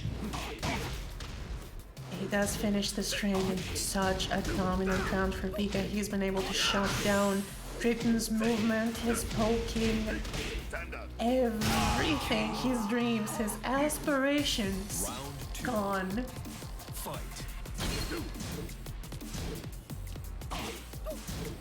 Everything going PiKaH's way. There's bubble. Those low pokes, oh my god. Really just such... So much threat to Driton's approach. He's not comfortable, and the moment Driton tries to kind of play a little bit more defensively, PiKaH is there to capitalize. Forward forward 3 actually does hit. That is going to be a punish. I need something looking up. Oh, the hop kick! The hop kick! The emergency. No, no, no, no, no, no, no, no, no, no, no, no, no, no, no, not like this, Driton, not again. Oh, he messed up the wall combo. That was so unfortunate. He tried to go for the easier version. He did not want to try the DSS cancel. Unfortunately, that wasn't enough. Down forward to Driton now playing very actively again. Driton back to the wall. Nice. Needs to win 3 rounds in a row. Working on round number 1. And Driton is definitely slowing down, giving PiKaH a lot less opportunities. And this has really been working out for him. Okay, down forward That's the 2. movement. Wall. This is the DSS cancel and the throw PiKaH. Again, all those launches just hit. Yo, Drayton has what's definitely found the happening? equation here. He can definitely do something, but he's such And the a hop bad kick position. again! Hop kick. The Oh good my God. old German hop kick. When in doubt, Oh just my hop kick. God. Oh, one too many. PiKaH was out of range. He was not planning on going in. That was such a huge whiff. Already half health. Drayton has to do something here. Any risk could prove so fatal. He has to hit PiKaH so many more times and he gets hit. Is that it? Is that enough? The jabs and the 5 golden letters. It is 5-0, part 3, directed by Michael Bay. You thought you would see a different movie, Valerie. You thought you see anything outside of 5-0? No. I was hoping. No. PiKaH. You know, Super strong player. after I saw that last round start, I knew, this PiKaH's just gonna win this. It's always the same thing. Just a little bit too overzealous. A lot of his attempts really worked out, but you cannot count out PiKaH like that. But it's sorry, go ahead. Oh. I just wanted to say that, Driton lost today. Still 2 more matches to go. Just don't, just shake it off and get ready for playing Mob and SephiBlack in the upcoming 2 weeks. That's gonna be also an uphill battle for sure. SephiBlack, seed number 2, LMG Mob also with the last man. That looked also very, very strong countryman of Strog. And if Strog is strong and Mob plays Strog and they play even, then Mob is also strong. It's, easy math. It is easy math. And talking of SephiBlack and LMG Mob, that's gonna be our last match of the evening. But before we go there, we are gonna run one more quick ad. And we will be back in 1 minute with our final set. So don't go anywhere. Then I'm gonna tell you what the players are actually playing for, and also how you can help contribute. So don't go anywhere. We will be back in 1 minute.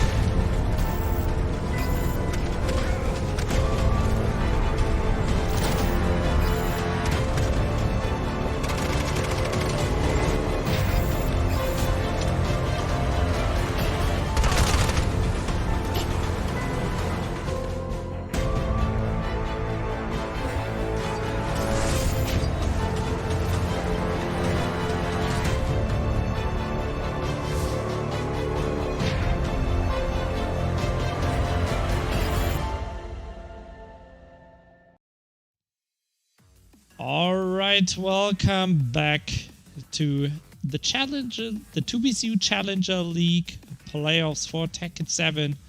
We are in the first week. We found our top 8 players and we have seen 6 of them go at it already.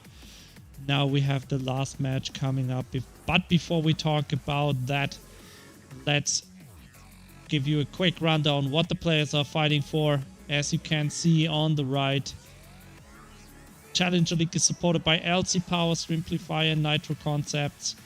LC Power is providing two 24-inch 165 Hz monitors. So the winner is gonna take home, or the top 2 are gonna take home 1 monitor each worth more than €200, and Streamplify is providing either a cam, microphone, or light for the top 3. So even if you place 3rd place, you still get something nice worth over 80 euro. And yeah, so the winner is gonna take home around 300 euro in non-cash prizes. And of course, we also have the match Reno, which yeah, you can support. Let's have a quick look how that works. You go to the match Reno page, then you have here on the right side, you can either click on the yellow. What? They started. Why? We're in the loading screen. Oh man, come on, dudes. Okay, we're gonna talk about the match Reno after this one. These two are just eager. But yeah, LNG Mob and SephiBlack going with their main picks. Our last chance to avoid this 5-0 curse.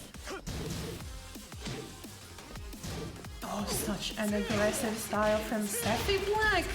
He is already on the conditioning train. He's able to just be so aggressive and still get such a good read on his opponent. Blowing the movement, but the counter hit. Oh, Mob has been finding so many good hits. How is he just a pixel out of rage? What a block, no punish. Players 1 hit away from going down. Oh, the duck! Round 2. Fight. Whew. What an explosive first round. We're definitely seeing both of these players are on such equal footing, and both of them really want to keep this match very fast-paced. Mob, such evasiveness. SephiBlack now putting on the pressure. Doesn't want to let Mob get away. Dashing in. It's taking the second round. It's close combat time. Yeah, between SephiBlack and LNG Mob.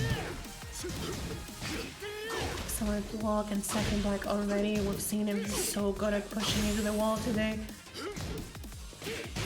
Perfect. Oh, the 5. Round 4. Oh, that's perfect. SephiBlack looking absolutely unstoppable with Mob putting the stop sign to the unstoppable. We're not quite at the correct angle to send SephiBlack downstairs, but Mob with such a commanding lead for his potential second round. Ever count SephiBlack out? Yeah, Rage available now. This could be big. Oh, big counter hit. Rage out, finisher. If he can finish Rage. this combo, yeah, that's... He's going to take it, most likely. Yeah, that looks like match number 1 for SephiBlack, except if that damage scaling. Nope. Nope. No damage scaling for you. Extreme. Oh, you can never count SephiBlack out. That was such an explosive first game. It went by so fast and still did not feel at all one-sided. And this kind of playstyle will definitely kind of put a toll on players who like to this kind of pacing will put a toll on players who like to kind of play a bit more slowly, gather a lot of information. It really is kind of almost like an assault on your mental stack to kind of have to process that much this quickly. And that is definitely a style that has been adopted by European players quite a bit that I have seen so far. And that it is absolutely working for both SephiBlack and has gotten Mob quite a few decent rounds. Right, we have that infinite stage pick. Definitely a good pick for Mob. Wants to play that neutral game, no walls. SephiBlack, Mob has definitely shown that he's more comfortable with no walls, but SephiBlack is also a player that has such an oppressive presence. It's so easy for him to kind of push into the wall, and then it's such a terrible position. But the Magic 4 is kind of weird to confirm off of. Mob taking full advantage of it. You know, I just want to point out how different this Lars looks to Strog's Lars. Absolutely. Absolutely. LMG Mob is just going all out crazy offense with Lars pressing all those buttons. And just working out. Comparing SephiBlack to Sync, you know, this match is such, you know, almost the complete opposite of the first match that we've seen. Both of these players really comfortable playing it very aggressively. And again, it is very difficult to kind of be defensive when you have to deal with so many options in such a short amount of time. Counter hit. That's big damage for SephiBlack. Let's see, he is going for Okizama here, the mids. Not quite enough to kill him off, does have a chance, and does have Rage Art. Ooh. Yes, I like playing it very safe. That is such a huge range for a low poke. You know, if you know SephiBlack, he's known for his strong defense as well, so gotta watch out. He's definitely not gonna give you those easy hits if he has that huge life lead. But I mean, it really looks like he knows who he's playing with. Mob does have very strong movement, really good backdashes, really good timing on his side steps, and SephiBlack is really just cancelling it out with his own forward movement. He's so comfortable. You see the dash in, just the real line right before doing even slow moves. He's so comfortable just calling out Mob's movement and saying, hey, I am going to completely counter it. Those side steps, those dash forwards. Exactly like that, dash in. Not forward one, dash in. And Mob is really... he's kind of starting to catch on.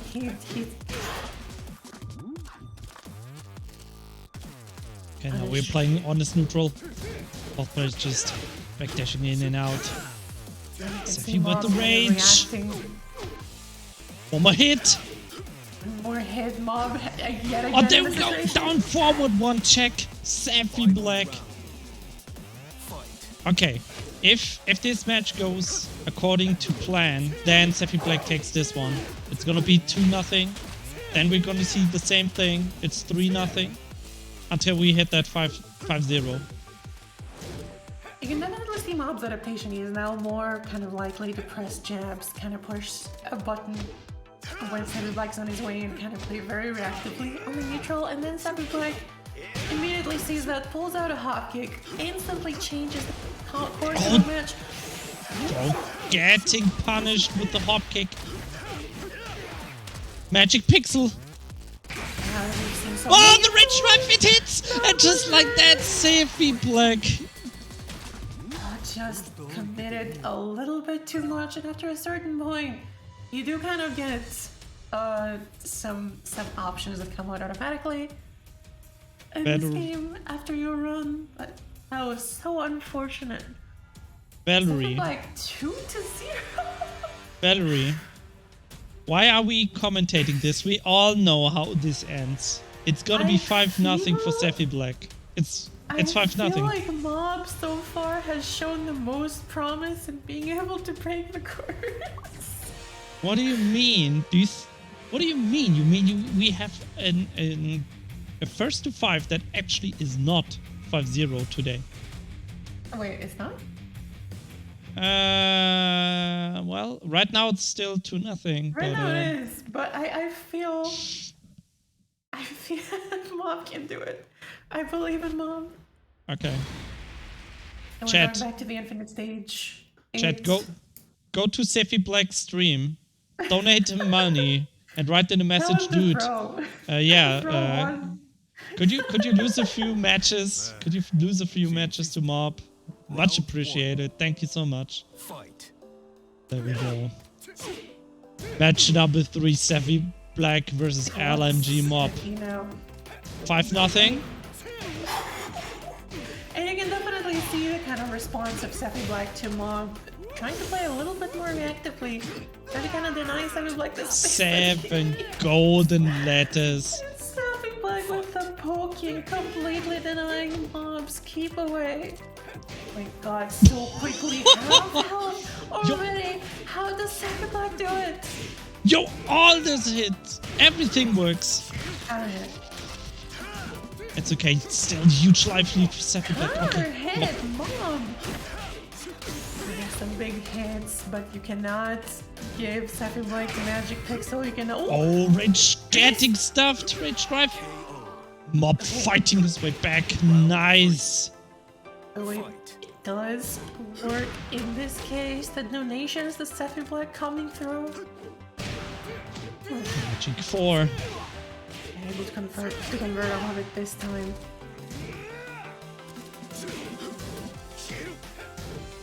And the Z-Mob is back to his keep away style.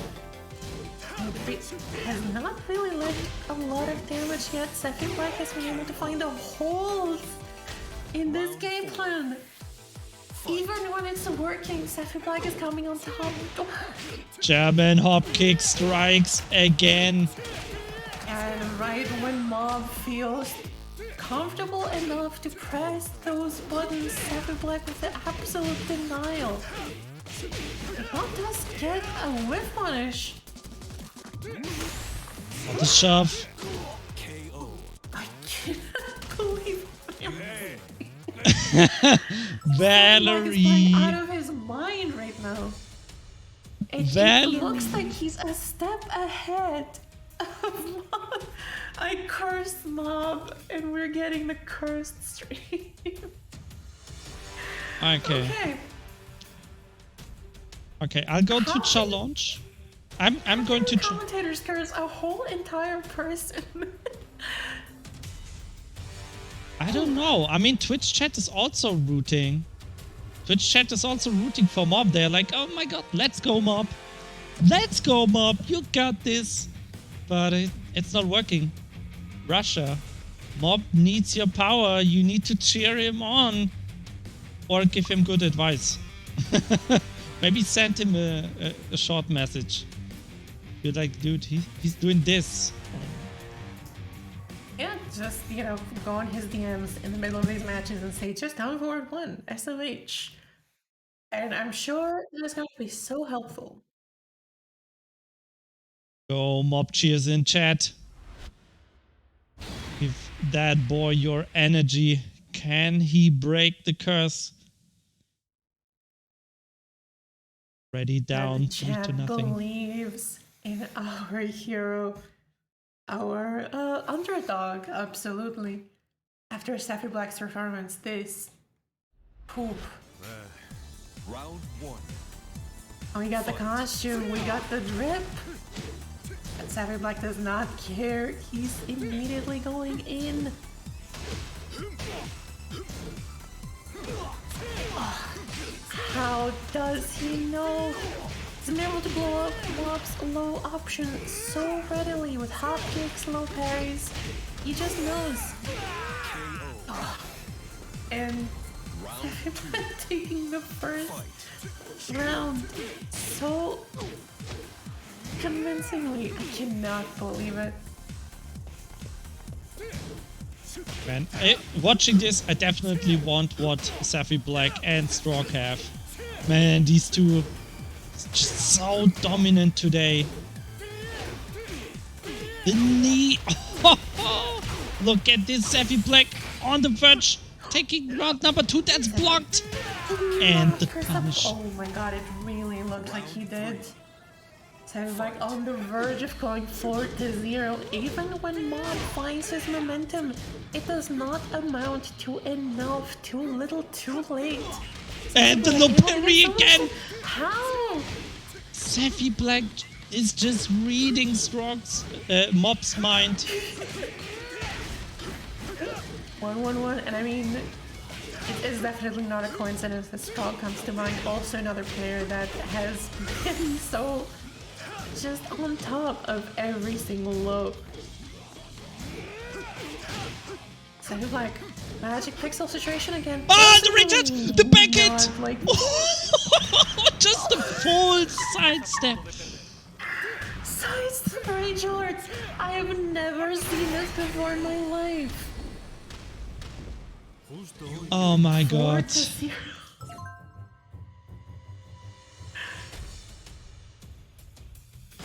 Okay.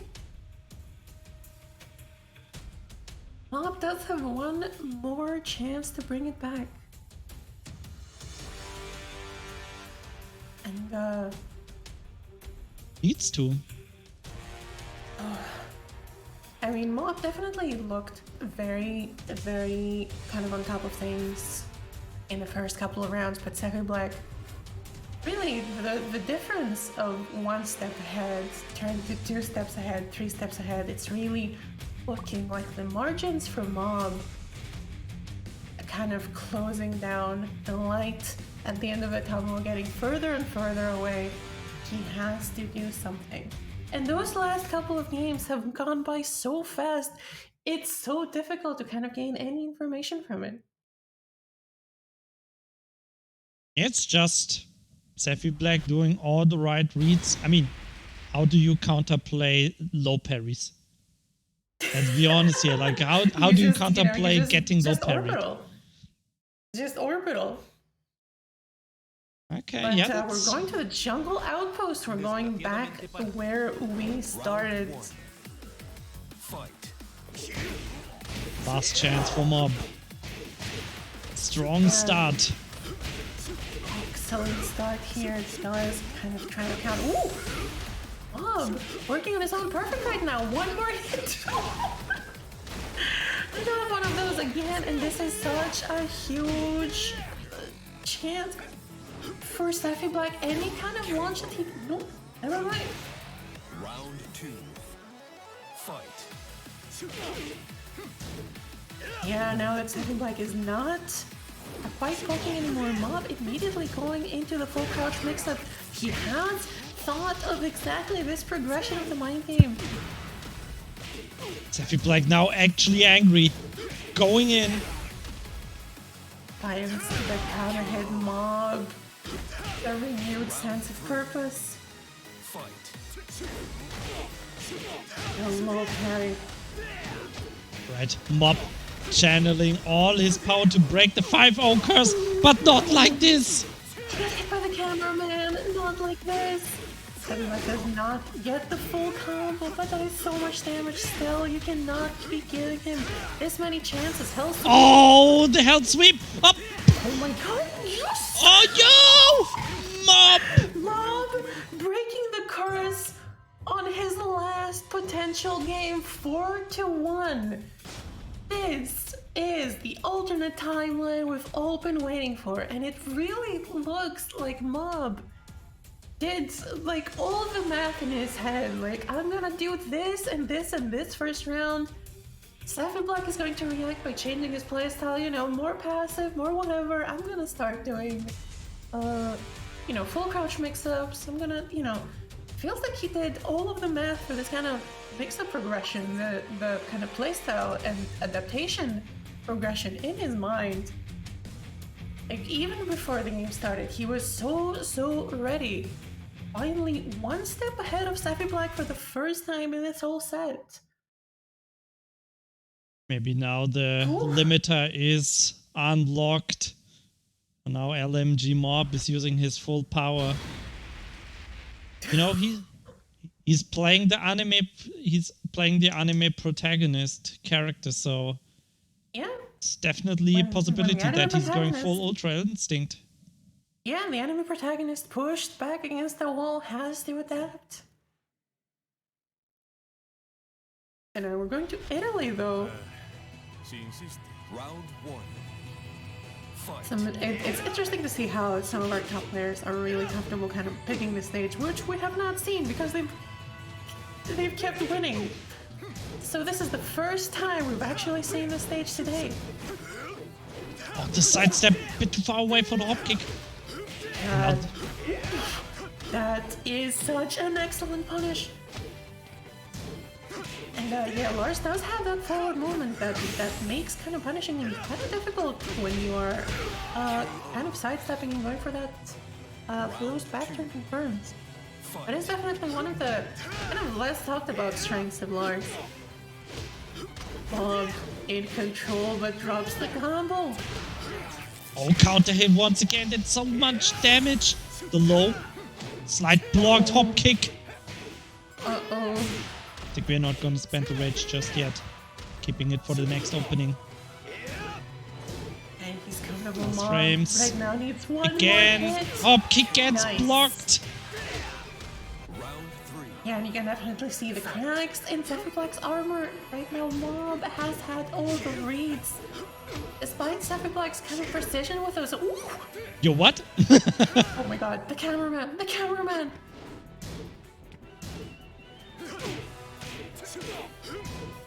So many checks right now. SephiBlack coming out on top though. Where's the hop kick? Where's the hop kick? I can smell it. I can smell the hop kick. It's coming. Now, a lot less of SephiBlack's pokes are now resulting in huge damage. Ooh, yes! Does manage to get a hit. That is going to make it so close. One more hit from Mob. We'll take the second game. SephiBlack play patiently. No punish, just so. Oh, that's Mob! Mob has it! Oh my god. Mob. Is 2-4, beating the curse with a vengeance. He's not content just to go against the grain. He is hungry for the win. Is this the reverse sweep?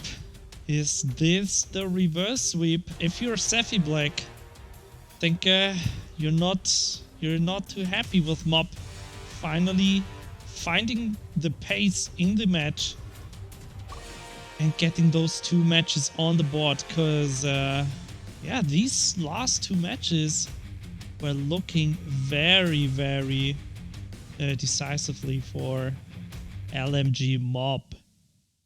And I mean, even in the tournament that he won to qualify, didn't he also in that tournament have a reverse sweep? I think so, yeah. I think he I came... think I recall it being like that. Mob is definitely not a stranger to kind of adapting when his back is in the corner. Yeah, for sure. SephiBlack, same stage. Fight. Yeah, you can Side. never count SephiBlack out. Yeah, SephiBlack kinda known for his very consistent playstyle. That's why he places so high in almost all tournaments, just because he's so consistent. All he needs is pretty much 3 out of 5 rounds. Can definitely do it. Mob right now. Mob and SephiBlack has been trying to be very aggressive, hitting with very small, very safe pokes, but Mob able to shut that down. So much counter hit confirmed.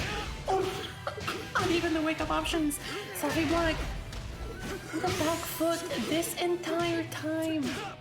The situation's been reversed so clearly. That is going to be so much damage. SephiBlack does have the magic pixel, able to get the hit.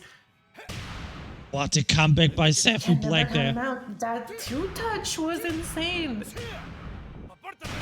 Great. Ooh.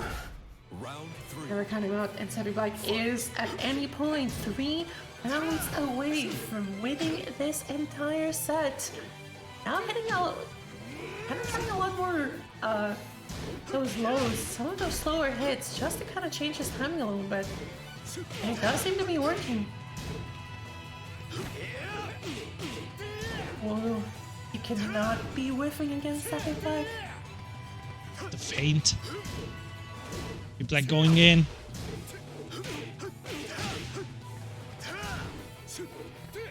And he's just controlling the pace of the match. Going in, going out. Much huge counter hit. And yeah, both players kind of very content to play it safe.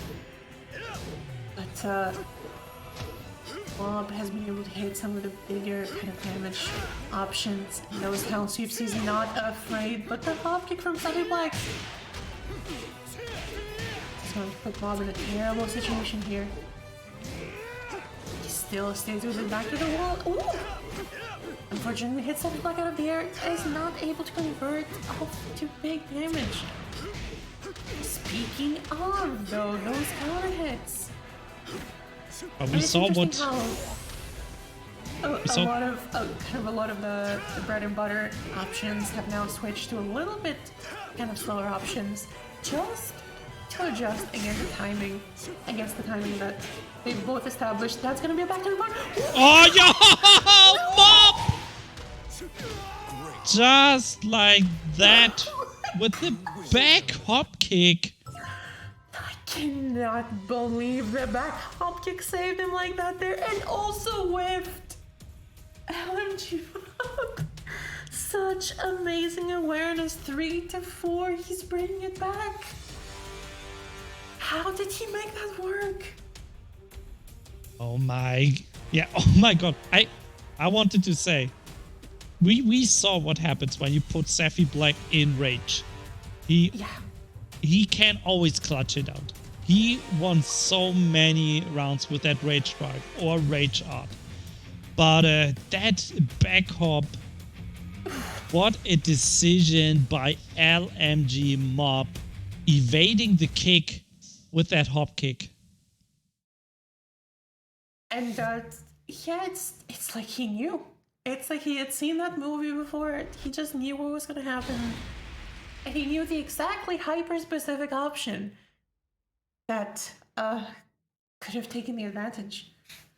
There is, SephiBlack now picking Infinite Azure. Round 1. Fight. Going back to the Infinite stage that did work out in his favor in the past. But oh man. To a very strong start. SephiBlack. Yeah, he's getting clipped. So many hits. SephiBlack almost getting hit by a perfect orb. Such a dominant first round. I cannot. Everything is hitting. He is absolutely in tune with the universe, with SephiBlack's timings, with him.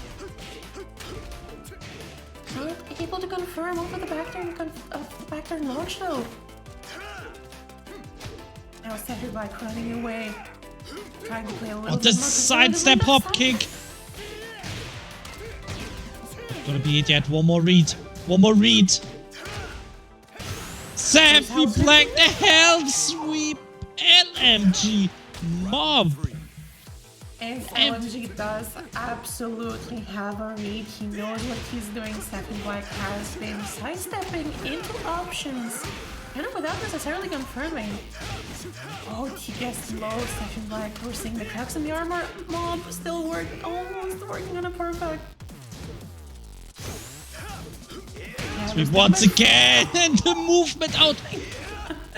What is happening? What is happening?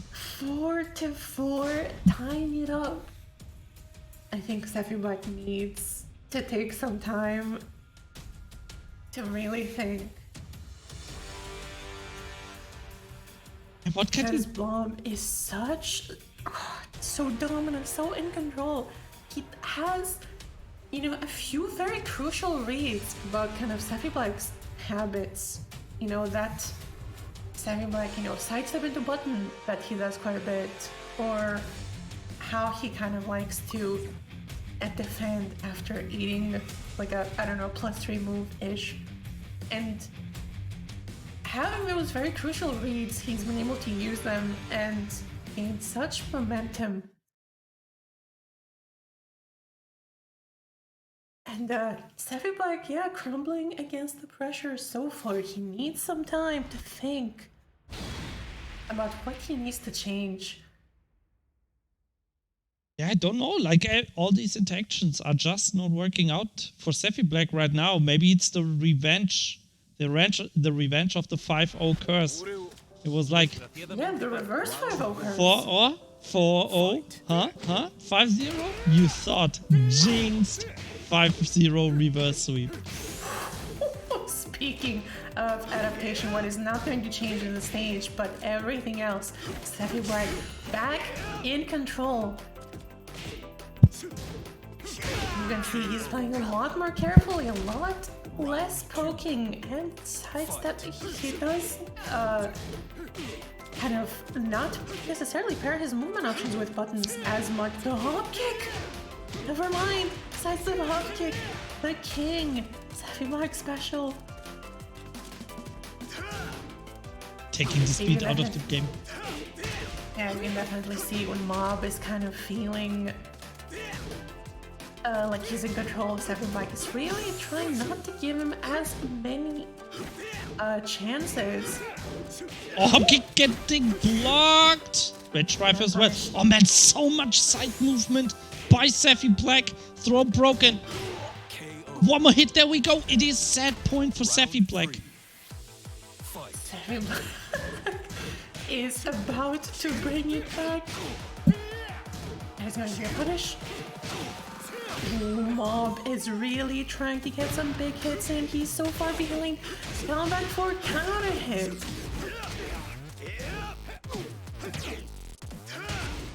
Really, you can definitely see how much important it is for SephiBlack not to give him any opportunities. To crush the gods. Mob is on the board. Oh, the hop kick! Oh my god, the hop kicks are coming out. It really is the end of such a long set. Hop kick season is here. Both players are kind of have to be tired, have done so much adaptation that at some point kind of going back to really basic things like that. How slowly. Out. Yeah. I love this. Like, you saw them hop kicking and now it's just chipping down the opponent with the lows. Now we're going to hop kick season to down forward one season. SephiBlack with the rage. Rage star spent. Bob was really going to block for his life there. He was not going to stop holding back. Not when SephiBlack has rage. Last game. Last round. Besides the mob was through. Oh my god. Mob is on his way to winning the set. He's getting so close. Never count SephiBlack out though. Okay. Punishing the stance transitions there and the low SephiBlack has equalized the situation. That's gonna be a punish. Oh, the hop kick! But Mob is out in the air. Power crush blocked. One more hit. SephiBlack! SephiBlack with a barrage of hits, taking the last game 5-4. Just barely, by the width of a hair, denying the reverse 5-0. That was so close. That was so damn close. My god.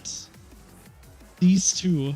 Well, I already expected this to be SephiBlack crumbling, Mob taking it 5-4, but then SephiBlack finding his way in the last round. He took the time. He took the time to really kind of rethink his approach and made some really crucial adjustments that really worked. And yeah, pulling out those hop kicks. Again, like we've seen in the previous matches, like Tetsu, what Tetsu was doing, for instance, it is definitely an important option to represent. You really kind of want to kind of put the brakes on your opponent's offense. You don't want to let them be too comfortable doing whatever they want to do. You always need to kind of plant a seed of doubt in the back of their heads. And yeah, SephiBlack was able to just make those adjustments and just ever so slightly edge it out against Mob. Last game, last round, and the hell situation was not even, still pretty close. Any hit from either player could have done it. Yep, couldn't have been any closer after 3 matches off 5-0. Finally, a game that went down to the wire. Last match, last round. And that said, let's have a quick look at the standings. We have Tetsu and Strog leading Group A and PiKaH and SephiBlack leading Group B. Tetsu and Strog 5-0 in Group A against Sink and Madara. In Group B, PiKaH 5-0 DritonRama as well, and only SephiBlack and a Mob had that very even a match with SephiBlack clutching it out in the end. So first place PiKaH and a second place right now SephiBlack. Next week we will have, what are the matches? Next week it will be Tetsu versus Sink, Strog versus Madara, and then Group B is gonna be SephiBlack versus DritonRama and PiKaH versus LMG Mob. So you're gonna see those 4 players duking it out for another 2 weeks. And before we head off, I just want to remind you of the match Reno. The link is in the chat. We still have 29 codes left. You can click this claim code button in the top right corner. It's free. Just click on that and you add 25 US dollar cents to the pool. Of course, you can also donate directly. Much appreciated. And yeah, if you want to see more Tekken, don't forget to follow or also subscribe if you like to support us. And yeah, Valerie, what have we learned today? What have we learned from the matches? What have I learned? Hop kick. Go hop kick. And also subscribe to 2BCU on twitch.tv. These events have had such, high production values and such, love and care put behind them. It's definitely worth it to support such an amazing community endeavor. So in between your hop kicks, in between your death fists, press that subscribe button. Give the community the love that it's giving you back. Yeah, that round finish slowdown into... wait, I can't do anything anyway, so I'm just gonna subscribe to the channel. Yeah. Easiest. Like Kunimitsu is pressing 3+4, she's spinning. That slowdown is going to last like 3 years. Just press the button. So yeah, that were all matches for today. We have more playoffs coming up. Tekken will be back next week on Monday, 7:30 p.m. as usual. Tomorrow we will start off with Guilty Gear Strive. Wednesday is Guilty Gear Xrd. Thursday is King of Fighters 15, and on Friday Blaze Blue Central Fiction. So same days, same games, but top 8 long sets.